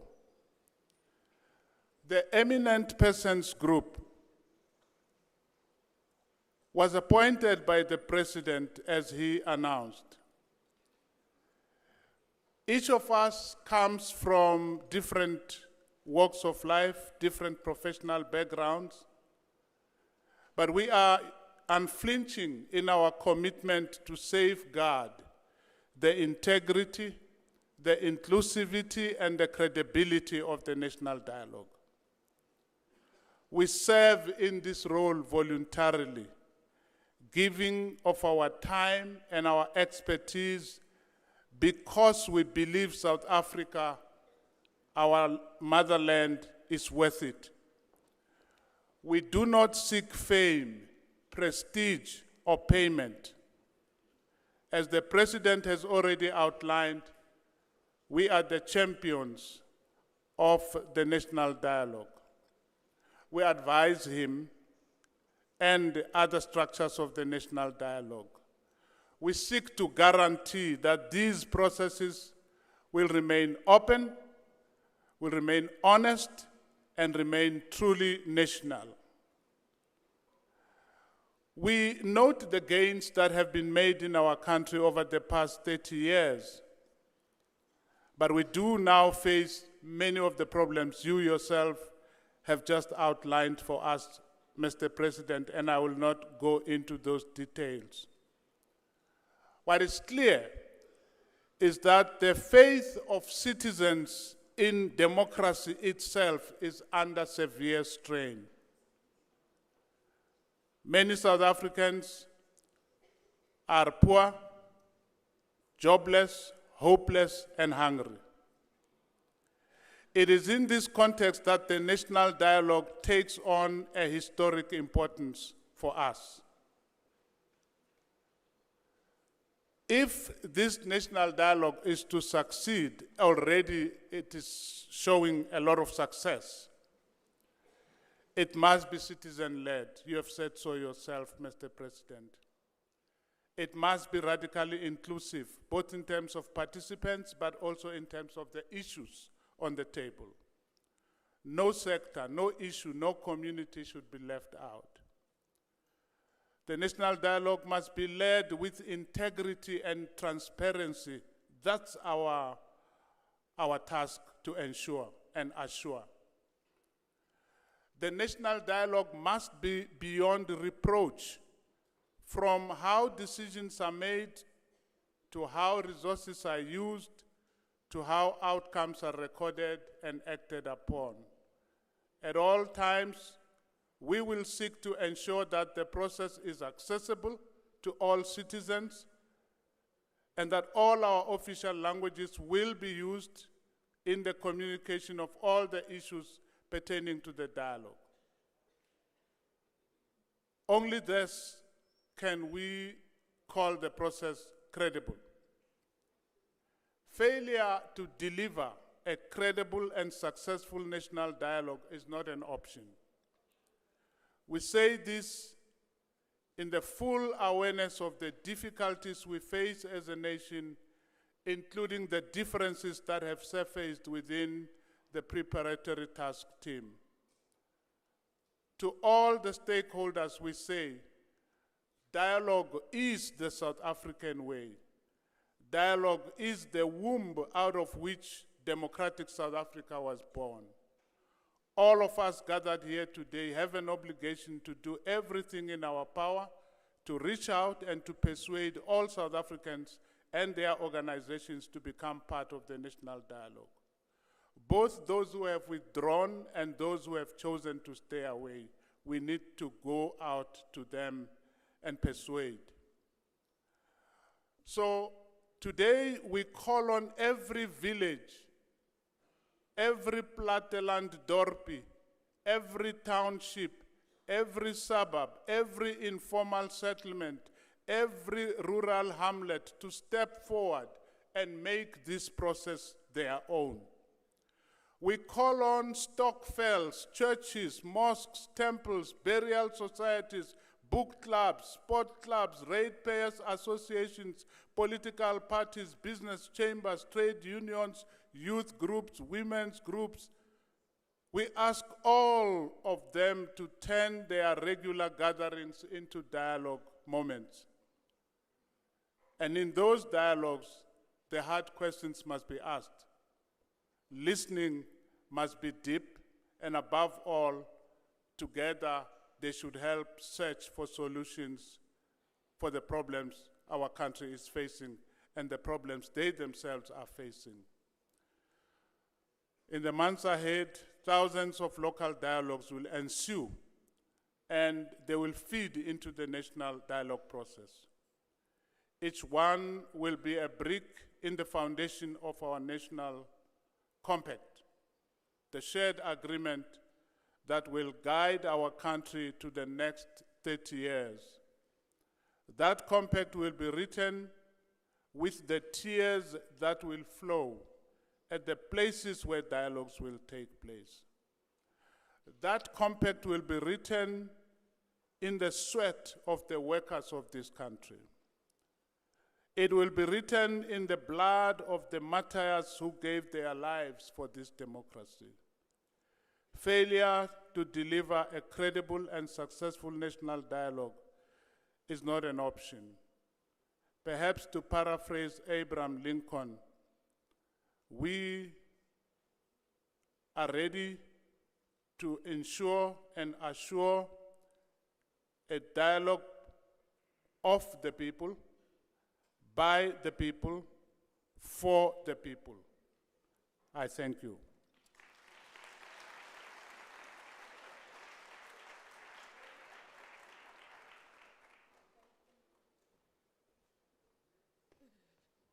Thank you very much, Prof, for that hearty call to action. As a villager of the Maragala people of Rasukukune, it gives me great joy to know that once again, Khoro will become a gathering for dialogue. And that's why we speak of memory, because we know who we are. We know of whom we are. And it's for that reason that, indeed, this clarion call must be carried by all of us. There's only one item that stands between us and lunch, and that is a panel that is going to interrogate a number of issues, looking particularly at the lessons that we can learn from other countries that have engaged in this process. However, before I do that, Lerai is going to come back on stage to go through the housekeeping rules that we'll need to observe as we go out to lunch and as we excitedly come back, because when we come back in the expectation session, that's when you will speak.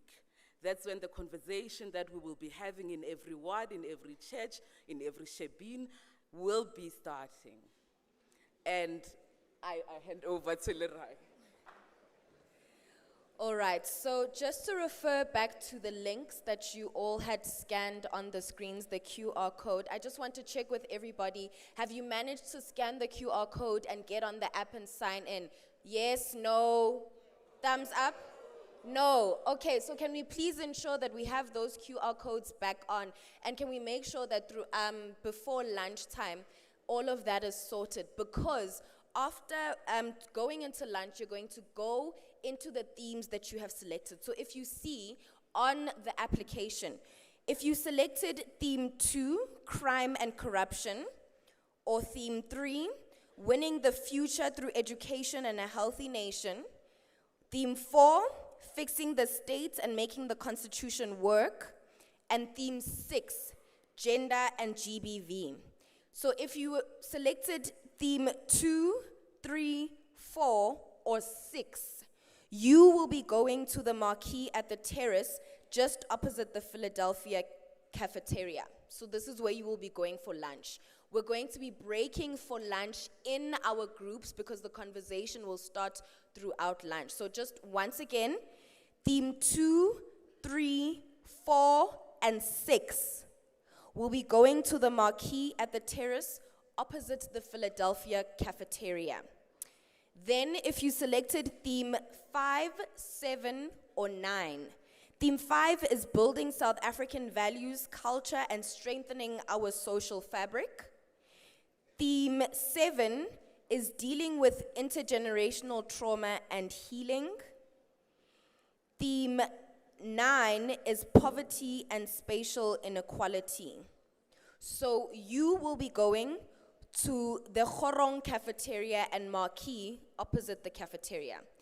Once again, theme 5, 7, and 9 will be going to the Khorong cafeteria and marquee opposite the cafeteria. Then themes 8 and 10, theme 8 is environmental justice. Theme 10 is land tenure and mineral rights. Theme 8 and 10 will be meeting at the Good Hope cafeteria located within the OR Tambo building. So we're just gonna have the panel right now, but I will remind you once again after the panel, please be sure of the themes that you have selected, because when we break for lunch, everybody will be breaking into those specific theme groups and convening in those areas. All right. I would also like to advise you all that we have multiple catering stations around. The multiple catering stations, and so those themes need to go to the specific stations. I would also like to let you all know that we have a setting expectations session that is going to begin after lunch, where we get to hear from the floor and prepare for the dialogue lab breakaways. So the theme that you have selected on the application is going to be very, very imperative for the next session of the day after lunch. Please make sure that you are signed up on that. I'm going to ask the tech team to put the QR codes up once more. Remember, you are signing up with the same email address that you used to register for the event. All right, I'd like to call our Teto back. We can begin with the next plenary, which is going to be a panel discussion on looking at past national dialogue processes.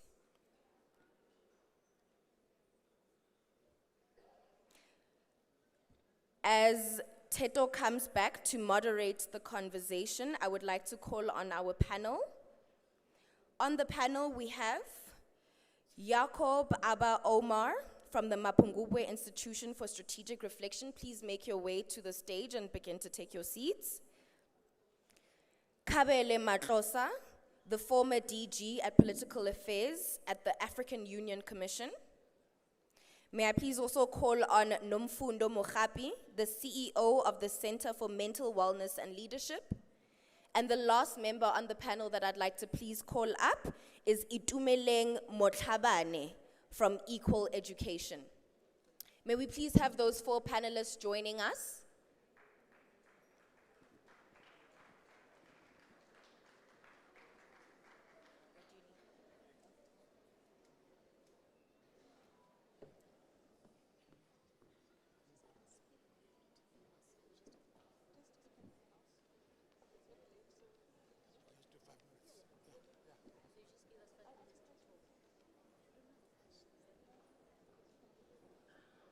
Thank you so much, colleagues.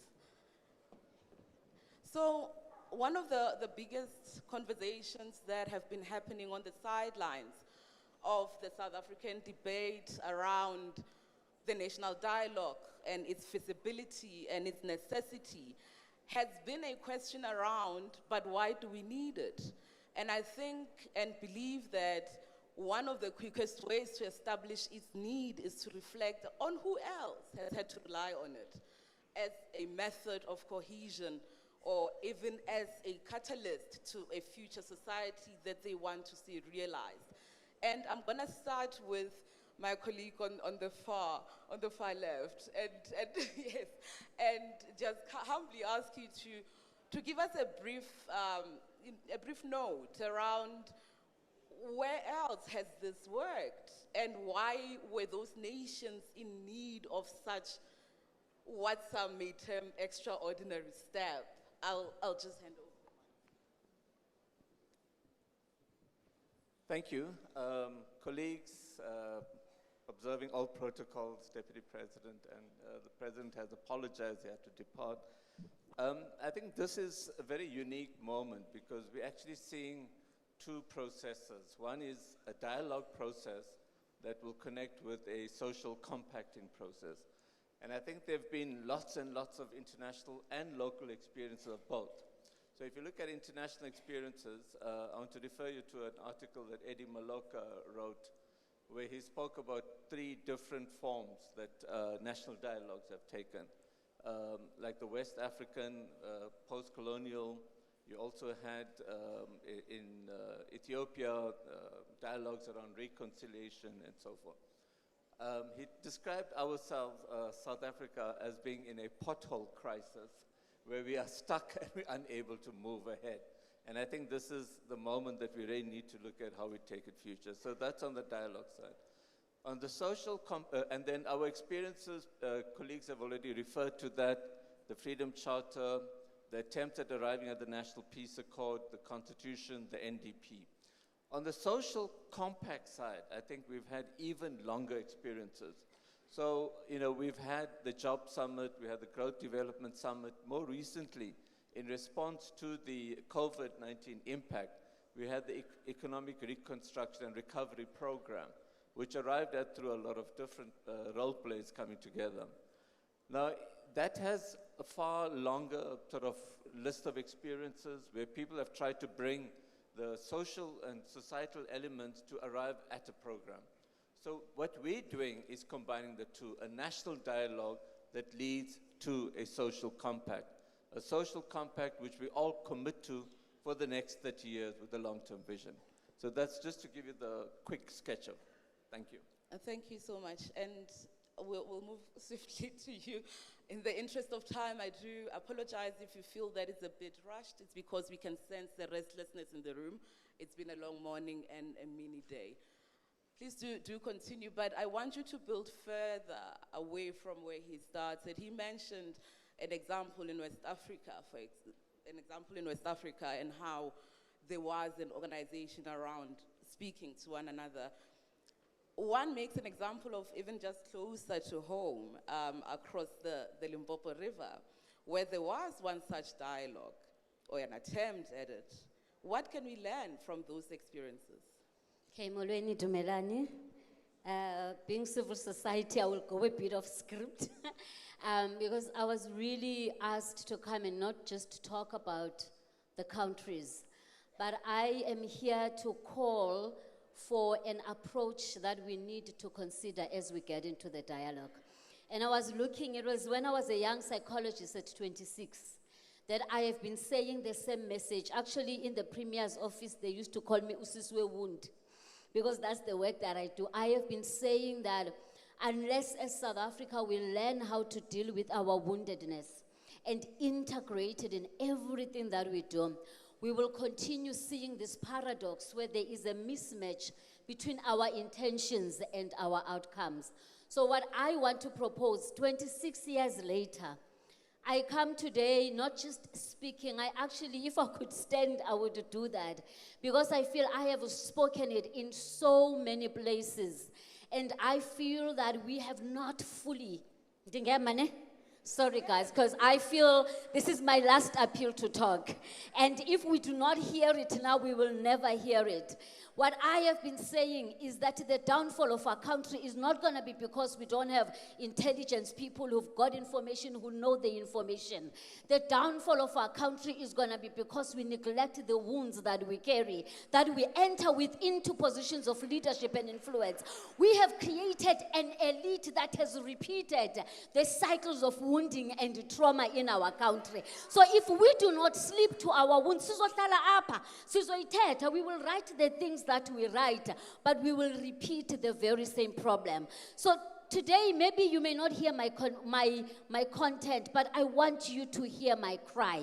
I want to say that South Africa, unless we heal our wounds, we will continue to sabotage ourselves. See, 26 years later, as a psychologist, we are now at a stage where there is research, there is neuroscience that backs this up. It's not just theory.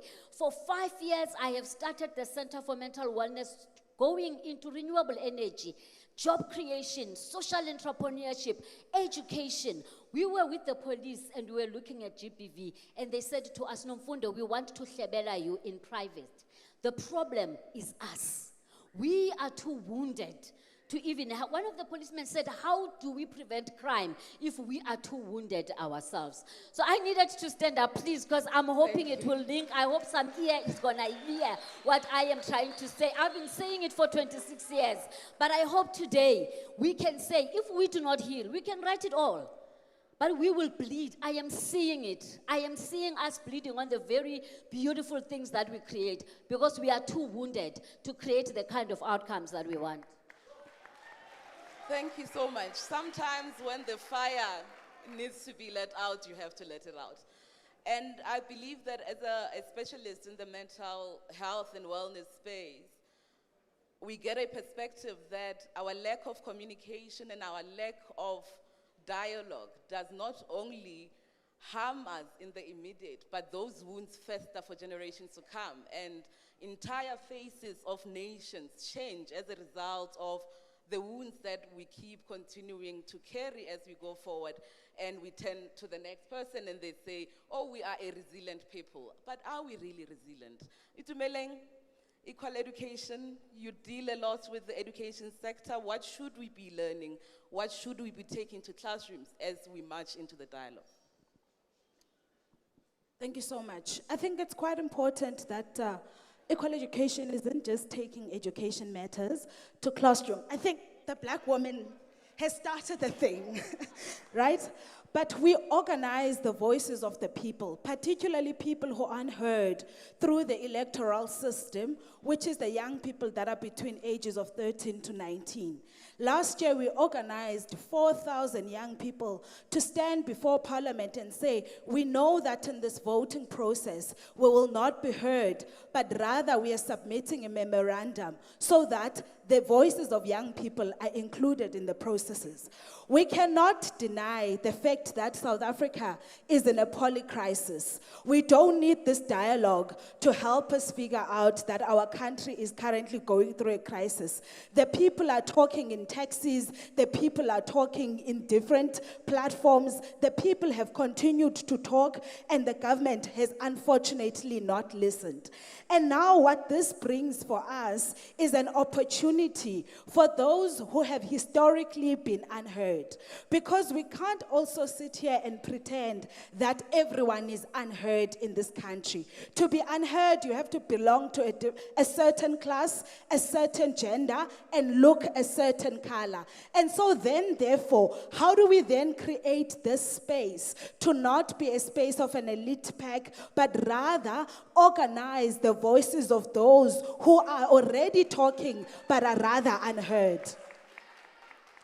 Now, we've seen that government in the past years, through an austerity budget, has continued to deprioritize social services, particularly those that are aimed at poor people, which in mention is the education. But at the same time, we have seen a number of young people making submissions to government. We've made protests to government. We've actually convened spaces where we said we risk the risk of not being heard, but we will continue to talk. Now, our call as Equal Education today is to say, in the ways that we've been able to organize young people so that their voices are reflected through the submissions that we put through to Parliament, we have faith that this process, if given to the people in its true sense, can be able to serve what we're saying we wanted to serve today.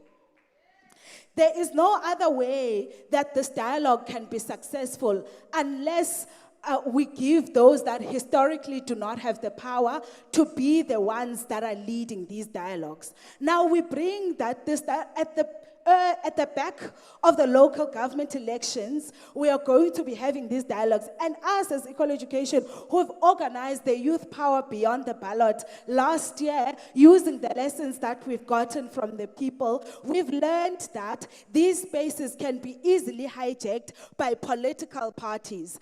I will share a short story where we had asked to convene government and to ask to convene the local government. In the first dialogue, they did not pitch, but when they knew that we're discussing critical conversations that could influence how people vote, the next time we had a dialogue, we had thousands of people who weren't there to contribute proactively to the dialogue, but were rather there to hijack the space and push the agenda of political parties. Us as Equal Education recognize that political parties are not an alternative to liberate our people. The alternative to liberate our people is our own voices. It is the urgency that we've displayed through the different protests. It is the urgency that we've continued to display. Now we hope that when we get to resolutions, we will rejig this thing. I can share a short story of how me and other comrades have gotten to this stage today. I had to leave my home at 3 o'clock to get here at 10 a.m. I know comrades from Mpumalanga who only arrived at 12. So it means that even in the ways that this dialogue is organized, there is an elite pack and that there is a people who aren't heard. So we hope that as we bring it to the people, we will allow the people to lead, and we will undo the injustices that we've seen in the road leading up to this convention. Enkosi. Igama lami Nkosikazi. Ntate Matlosa, I think you've got a very tough task ahead of you. Please follow that fire and wrap us up in this hit and run panel of ours, because we are staring at hungry people. Just reflect on what you have learned in your role in the AU Commission, and also just those lessons that I have been wanting to get a hint of, because the Sudan has gone through this process as well. There's been many that we can list. Just take us through then, Tate, in a short 4 minutes. Thank you. Thank you very much, moderator. All protocol observed. Yes, I wanted to actually share from the perspective of the African Union, where I've worked for years, what we have witnessed on the continent, and then what we can learn as we're going through this process in South Africa. One point is to note is that this is a long drawn process. So it's not a once-off event. I think that we should note. And it actually goes through 3 main phases when you look at it carefully. It's the preparatory phase, that is where we are now.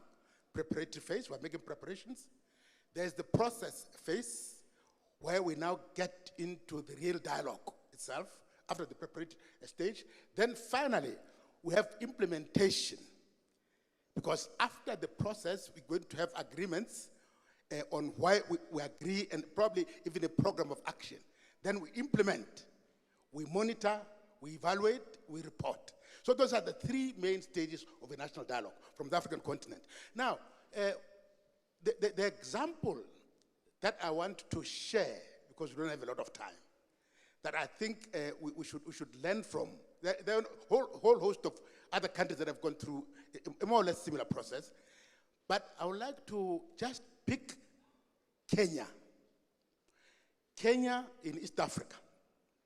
In 2007 and 2008, went through a major political crisis arising out of electoral violence. And at that point, then the African Union then intervened, because Kenya is a member state of the African Union, intervened and set up a panel of, eminent panel group that worked with the government and peoples of Kenya to resolve their problem. And that also led to the new constitution of Kenya being adopted after the 2008 elections. And since that time, Kenya has had probably about three elections since 2008. They have not had the level of violence that they witnessed in 2007. Therefore, with those in mind, I think we can learn lessons from other countries as we go into this process in South Africa and see what works and what has not worked. Now, in conclusion, moderator, since we don't have a lot of time, maybe we can just highlight about 5 lessons that we can draw from the African continent. One is the process must of necessity be people-centered. That's important. It must be people-centered and it must be inclusive, 1. 2, the process must also be driven by a well-defined agenda. Well-defined agenda with issues agreed upon by a multiplicity of stakeholders. So it shouldn't be seen as if it is driving a particularistic agenda of a political nature, of whatever nature. 2. 3, there has to be a legal anchoring of the dialogue outcomes. They have to have legal grounding. They shouldn't just be talk shop. There has to be a legal grounding of the process. 4, there has to be an independent and respected convener. There has to be an independent and respected convener to facilitate the dialogue. And we're told that there are 2 conveners to do this in this case. Finally, we certainly need some kind of regional and international scaffolding. In other words, the SADC, South Africa is a member state of SADC. SADC must have a role of some sort to play. The African Union, South Africa is a member state of the African Union. African Union must have a role to play of some sort. South Africa is also a member state of the United Nations, finally, at the international level. What are the roles of these interstate bodies? We need to find a role for them. I thank you, moderator. And because you raise such important issues, we will not conclude here. I have to ask this because it's important to do so. In the context of a country like ours, where the trust deficit is as wide as we know it to be, how do we have that conversation? And I'm coming to you because you understand the psychoanalysis of this country better than most of us here. Thank you very much. I'm back to my professional self now. I needed to bring the cry. So I think for me, there's really a few things that we need to understand. I think the first one, I would like to ask that we bring the knowledge that we now have from neuroscience around how our brains work. The part of our brain that is rational, that is needed for this dialogue to happen, the part of our brain that links with the chemistries that activates trust, is different from the part of our brain that holds our pain. Our pain is held in the amygdala. The amygdala, the only thing it knows is to fight, to flight, or to freeze. If we don't fully know and appreciate what is stored in our amygdala, what is likely to happen, this is what we are learning in science. We can sit here and be as reasonable as we want. But if somebody does something that touches my pain, the amygdala gets activated. And here's the trick. When it is activated, it deactivates your cerebral cortex. So what we have to understand here is to be able to have the skill here of, first of all, What are you storing in your amygdala that is likely to trigger you? How do you recognize when people are triggered? And how do we have the skill? Because it will be really sad if we end up with a dialogue that is led from the amygdala. By the way, that's the crisis of our country, that we are leading our homes, our organizations, our institutions from the amygdala. We have the intelligence, we look good in the book, we've got the best CVs. And we're like, why is there a mismatch between how you show up and what you do? So we need that skill. When we are in the room, we need to be cognizant when we are talking about trauma conversations. Because sometimes we miss each other, right? If I don't have a lived experience of having lost land, my discussion of land is from the cerebral cortex. But if it touches your trauma, yours is from the amygdala. So we completely miss each other. You scream and scream, and I'm like, these are the laws and the responsibilities. So how do we reach each other at that level? How do we, another thing just that I want to say is that when we are traumatized, the automatic thing that happens is the defense of seeing another person as the other.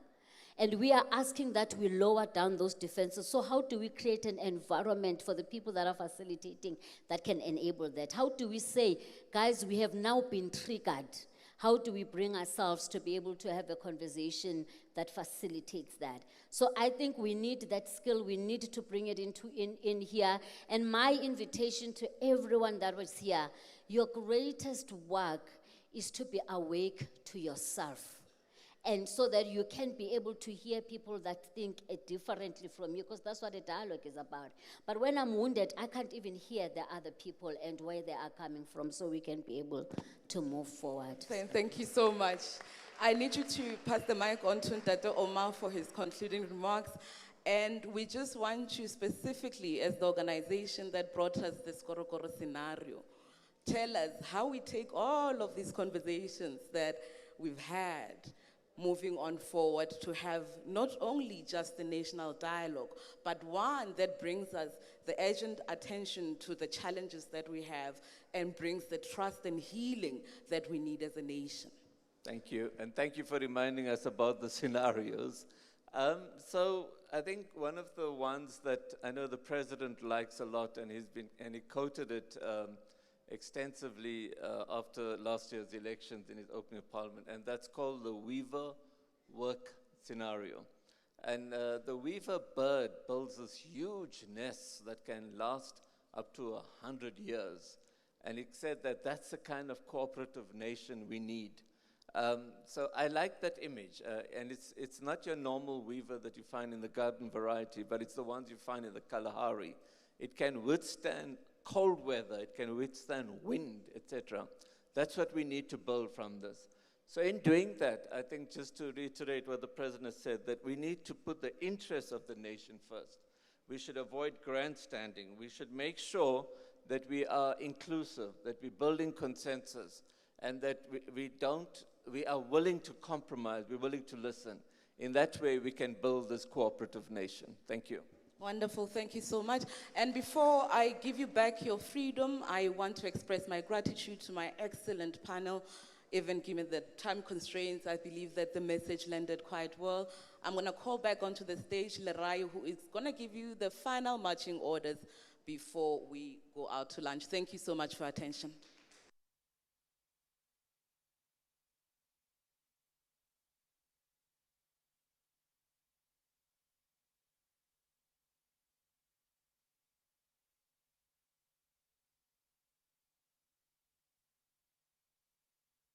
Can you hear me? Awesome. All right. I would like to first thank you all for your patience and for still being here with us, disruptions and all. As you can tell, our program has slightly moved around to accommodate the time that we lost. So just to update you on what we will be doing now, before we break for lunch at 1:30, so that's going to be in the next 20 minutes time, we're going to have a session that is going to continue from the panel that we have just had. So I'd like to please call on Janelle and Mazibugo from the organizing committee to please join me on stage. They're going to be defining the expectations and outcomes of the national dialogue. So this is going to be just a quick session to echo the panel that we've just had. And they're going to be covering the journey to the National Convention, setting our expectations, as well as introducing the dialogue labs. Do we have Janelle and Mazibuko nearby? Thank you so much.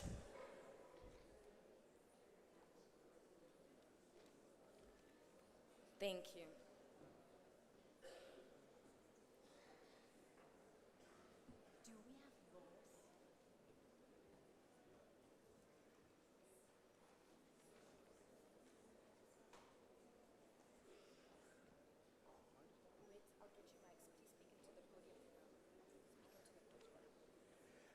Good afternoon, everyone. My name is Mazibuko Jaha from the Zabalaza Pathways Institute, also a member of the organizing committee for the convention. Before we go ahead, let Jonelle introduce herself. Good day, everyone. Janelle Nadir. I'm from NNI Dialogue Institute and the No Name Initiative. And thank you for bearing with us, because once lunch is announced, you lose a room, and that you are still sitting here now for another 20 minutes, we thank you deeply. What we are doing is to effect a transition where the convention is now being handed over to you as the delegates. And there's a number of things which we want to do in that regard. Obviously, all of us have concerns about the state of our country, but we want to start elsewhere. What excites us about our country? What excites us about this dialogue process? What excites us about the idea of looking at each other in the eye and finding solutions? Further, we also want to explore what frustrations we are experiencing, and how do we want those frustrations to be at the center of the dialogue process. I'll hand over to Jonelle to just undertake a number of activities to take us through how we go through those emotions. We were hoping to move around. Sorry, so we're a little bit stuck with this podium right now. But let's start. So we've been talking at you all morning, and that is really unfair. So although we might not have enough time right now to hear everyone speak in this auditorium, that is what the afternoon is about, but let's start first. So raise of hands. So check in. How are you feeling right now? Raise of hands. Who is feeling hungry? I'm starving, by the way. Okay, good. You passed the first test. So raise hands again. Who's feeling like medium positive about this national dialogue process? Medium. Give us who's in a medium state? Okay, one over there. I've got a few. Who is elated? Like, yeah, let's do this thing. Let's get going. Whoa. Nice, all right. Okay, we're going to dig a little bit deeper, if that's okay. I want you to take a moment and think, how do you feel about this country right now? Allow yourself, take a moment. How do you feel about our beloved country? Okay, so let's start with that energy. Who's feeling hugely like optimistic, we can do this, positive? Show of hands. All right, this is good. We need this. We always need the hope seekers in the room. We always do. Who's feeling quite frustrated? For different reasons. Who's feeling a bit frustrated? All right. Again, getting about 30%. Go one level deeper. Who's actually feeling, at the core of their psyche, quite angry? Quite angry about whatever, whether it's injustices, things not happening, things not moving, whatever is true for you. Who's feeling actually a bit angry? And really, let's be honest. Yeah. So what we are doing now is just to start validating the emotions in the room. We're not going to work with it right now, right? But just look around at how people were judging where they were at. And as our previous speakers so beautifully explained, if we don't start understanding where we are with our emotions, we often cannot have the dialogue we want to have. So we need to make it part of the dialogue. Starting to track, how am I feeling? Am I actually triggered? How do I de-trigger right now to have this conversation with you and still validate how I feel? And so you will see when we talk a little for just 2 minutes about the structure, the meta structure that's going to hold these dialogues to make sure it's fair, it's inclusive, it's trauma-informed, it's safe, but also scalable. Then you will see that we need a structure to have the deep, meaningful conversations in a safe way. So I'm going to pause here because we also want to leave you with a little bit of a dream.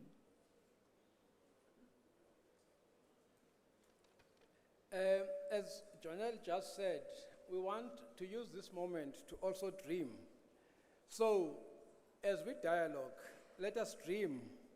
Close your eyes if you want. Let us travel in our imaginations. Let us imagine a different country. The worries we have been resolved. We have healed, we have rebuilt, we have transformed.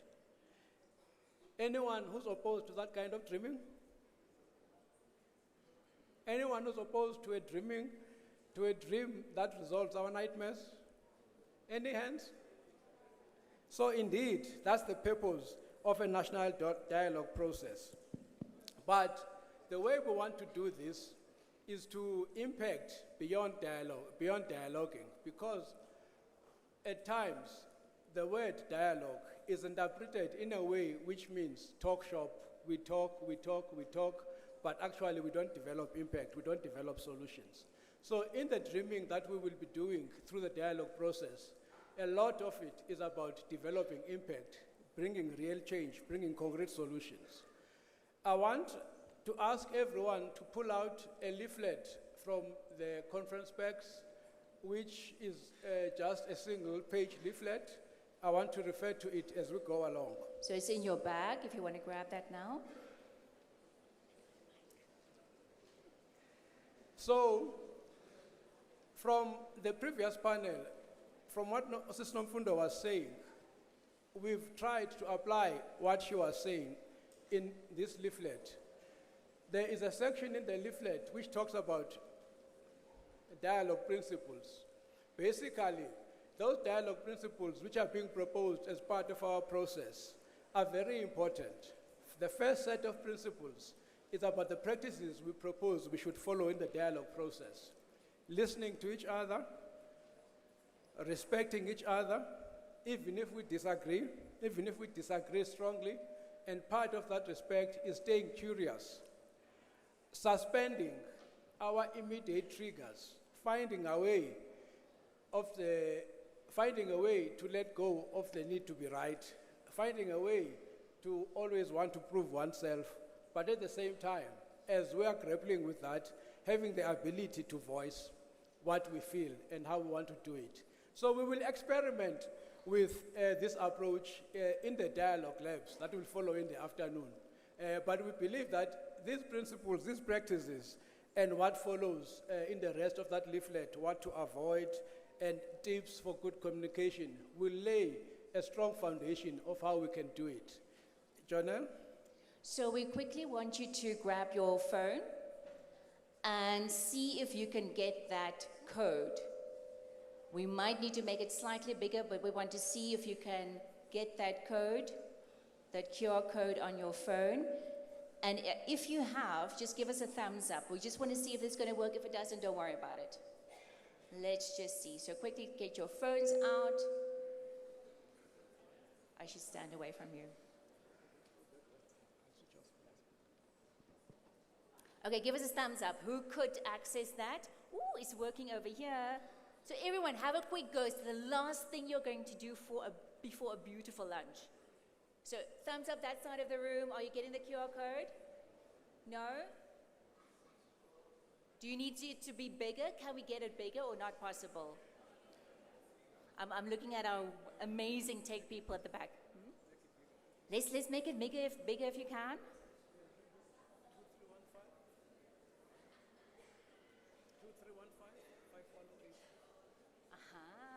Lovely. Thank you. All right, so last go. Please get it on your phone. Let's get a thumbs up. Who's got it? Ooh, fantastic. Ooh, much more. Yeah.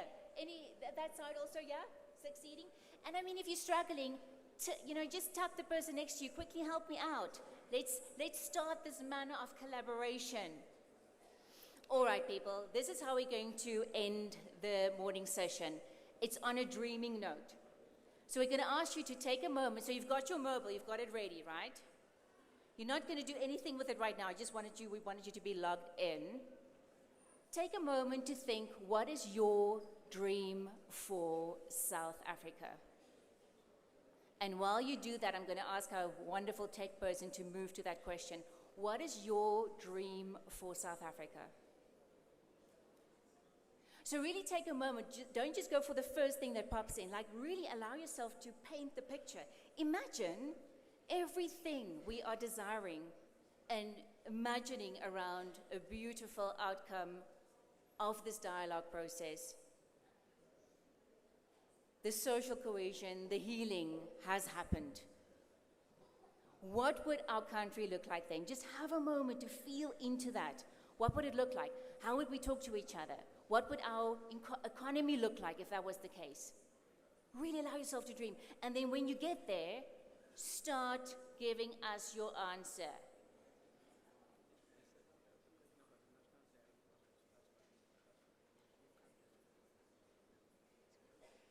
What is your dream? So, okay, yes, either for the national dialogue process, but go a bit wider even, for South Africa, for this country. What is your dream? And that often helps us to get out of that trigger state that our previous speakers were referring to. It helps us not to be here on that linear place where we are connected to our woundedness, but to see beyond where we are right now. So let's see what's coming through. Masibuko, do you want to share a few things you see?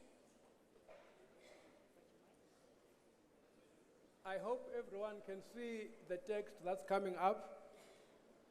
A more progressive South Africa, that's interesting. Unity, a middle-class social democracy. There's an interesting one there for government to actually fight for the people. Deputy President, that's a very strong message. A safer country. Jobs. It's a wonderful thing. Yeah, I think we're getting the idea. Equity, peace. I think we're getting the idea. Yeah. I hope our technical people can still put all these ideas into a word cloud that we can present back. Are there still people who are fitting in their inputs? 30 more seconds. Janelle, I'm ready to conclude by introducing the labs. So thank you for this, and this is just a little taste. You will often see that in the dialogues we'll be running, there will always be a moment to dream to. We'll just not, dive into the deeper discussion. Let's first get our direction. Where are we heading towards? What's important to us? Where our values lie? And then we start the tougher conversation, which we have a very beautiful, safe mechanism to support facilitators and participants in. So shall we share a little bit about what's going to happen after lunch, Matibuko? Thank you. We can now turn back to our program booklet. In the middle of the program booklet, if you look at the items after lunch, is what we've called dialogue labs. We've deliberately called them laboratories, moving away from the tradition of commissions, because we want to experiment with a few ideas, with a few modalities. What came from the previous panel, but even the experiment that Janelle and I were trying out here. So there are 10 themes that have been identified, from the first theme, focusing on the economy, all the way to crime, to gender and GPV, poverty and inequality, land, and so on. Some of you, on the back of your tag, you will have a theme. Please turn your tag and see if you have a theme. I just want to see how many people have a theme in their tags. Raise your tag if you have a theme. Okay, it seems that it's a small number. So the challenge we have is that we do not want everyone going to what would be popular topics. I guess the economy would be one popular topic.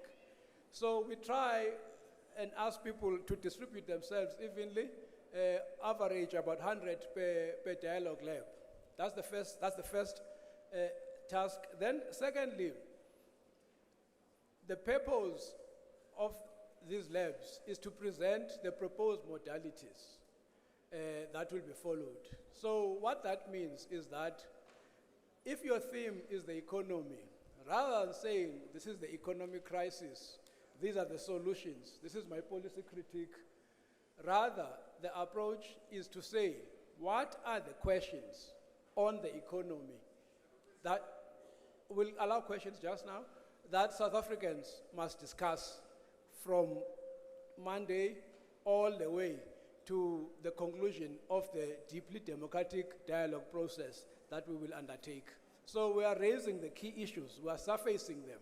And then also, the facilitators will give you a detailed overview of how these modalities are supposed to work for the word-based dialogues, for the sectoral dialogues, and for the other forms of participation that are envisaged. So in what the facilitators present as the proposed modalities, what is weak, what does not work, what can work better. So it's going to be difficult, but let me give you an example. Someone from a mining affected community may say, the issues in my community are A, B, and C.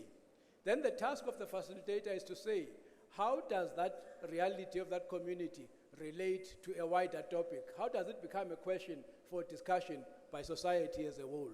I know it's going to be a bit tricky because normally most of us who go to conferences, we go to conferences to resolve particular thematic areas. But in this instance, our approach is to say, here are proposed priorities in terms of the 10 thematic areas. And in each thematic area, what are the key issues that society should discuss? What is the proposed methodology for the public dialogue process?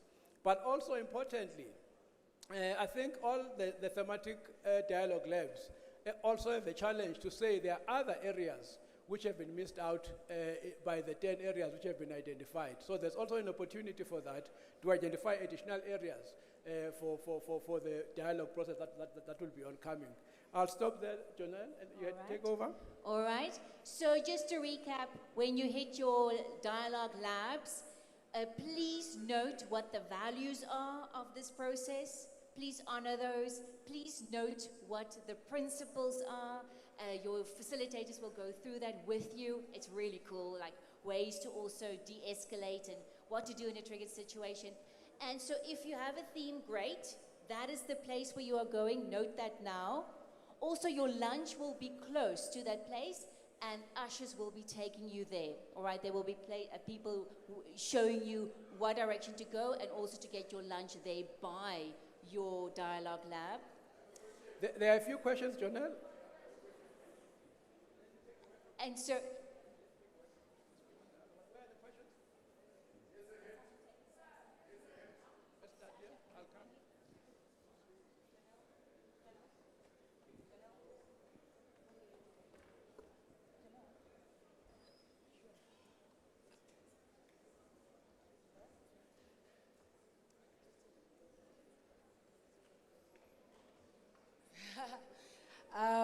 Good afternoon, everybody. Speaking in front of you, my name is Sihle Sibisi. I am a founder of a civil society organization called Kwanele Foundation. We applaud the government for bringing us together for such a dialogue. But our wish is, I heard people saying they've got an app, we can use it on the grassroots, but what about Ugogo Ekaya? Ugogo will not know how to use that app. Number two, my question is, before we talk, what are we saying about the elephant in the room, where we are sitting in our country right now outside Maponya Mall, they are torching down taxis because they are revenging the death of the e-hailing driver? What are we saying about the elephant in the room of undocumented citizens that are in the country, where South Africans, 70% of the files in our local clinics belong to non-South African citizens? I would personally like to not own a medical aid, but I'm subjected to own one because the clinics are full. What are we saying if the president of Tanzania can say spaza shops, saloons, everything belongs to the Tanzanian nation? Why is South Africa not making that stance? I had hoped that our Honorable Cyril Ramaphosa was going to emphasize on that. South Africa, we are broken. And yes, we are speaking from traumas because some of us are forced to take our kids to private schools because if a school is right across our home, they will tell us the school is full because it's full of non-South African children. Yes. Then we are now subjected to being financially crippled because our government, all you do is talk, but the implementation. Thank you so much to the speaker. Finally, my question is, I'm going to ask you to wrap it up. in our groups that you're going to put us in, will the entire cabinet that we see here be part of the plenary? Or are you guys going to leave us to discuss on our own and we come up with our own solutions, which then means there's no point of us having this discussion because you will not hear what we are saying. We are the foot soldiers. We are on the ground. All of you here have bodyguards. We don't have bodyguards. We had a colleague who came here from 3 a.m. in the morning. All right, we thank are you foot so soldiers. much. We know what's happening on the ground. And if you say it's a national dialogue for us, you can't shut us down. It's said that you are here because 2026 elections are coming. So you're trying to buy our silence. All right, thank you so much. Let's give that a hand. And then I'm just going to pause here because this is what we want. This is the dialogue we have been called to do. We are in plenary. We're not going to go into dialogue now because I'm going to give you the reason. This is not a dialogue. I have a question, ma'am. You I have may a question. answer- No, I have a question before anybody. Excuse me. Listen. No, excuse me. We will- Excuse me. First, you need to read the pedagogy of the oppressed. This process must be dialogical. It must not be one-sided. You don't come to talk down on us here. Number one. Number two, we are 4 members of the Rastafari community here. We are all bundled up into one theme. We represent a nation of Rastafari of 3 million South African Rastafarians. We can't go under one theme. We have issues that cut across everything that needs to be dialogued here. You don't decide for us. Nothing for us without us. Simple as that.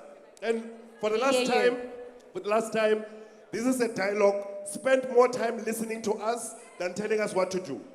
Stop talking down on us. Thank you, Speaker. Thanks to the last 2 speakers, the feeling, the passion, the emotion, the anger, the frustration, all of those are part of who we are.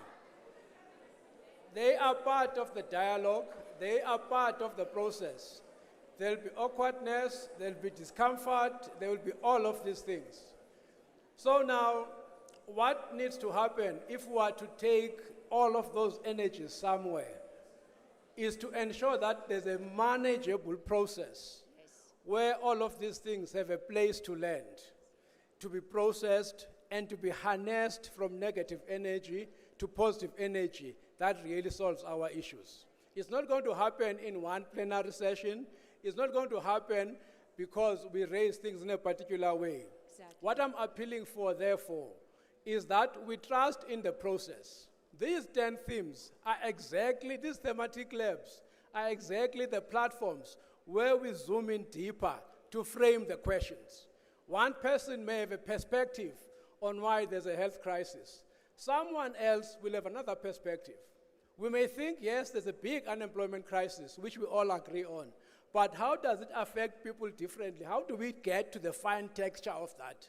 A big hall like this is not going necessarily to take us there. So the process that we're asking that we follow is exactly a process, Mr. Rastafarian, which will enable all of us to talk. Yes. So if we go to those 10 thematic areas as different groups, we will get a chance to talk. And then afterwards, tomorrow, we will come back and bring a report. And afterwards, there's a proposal for a deep process of thousands of dialogues where we can call in the deputy president, where we can call in the government ministers, the MECs, the mayors, and so on, so that they can be accountable. So that's a long process, colleagues. And importantly, this is only the first convention. It is the kick-off of the national dialogue process. It is not the main substance of the national dialogue process. Let's keep that in mind. Let's not feel that this opportunity is the one opportunity I can get Deputy President to listen to my anger. There's a 9-month process that has been laid out. And what we're shaping is exactly a vessel where all of us, as leaders of our sectors, take society forward through a process of dialogue that's deep, that's proper, that enables listening to each other and finding solutions. That's So my we appeal, thank colleagues. Thank you. We thank you for your dialogue and continue the dialogue after lunch. Please, please, that's what we're here. Colleagues, comrades, and friends, we will be back at 2:45. That is 14:45. Thank you so much. Thank you, everyone. Listen, Have a good lunch. the government has not kept its commitment. They are liars. They want you to go out so that we cannot address you on the crimes of the government. This government is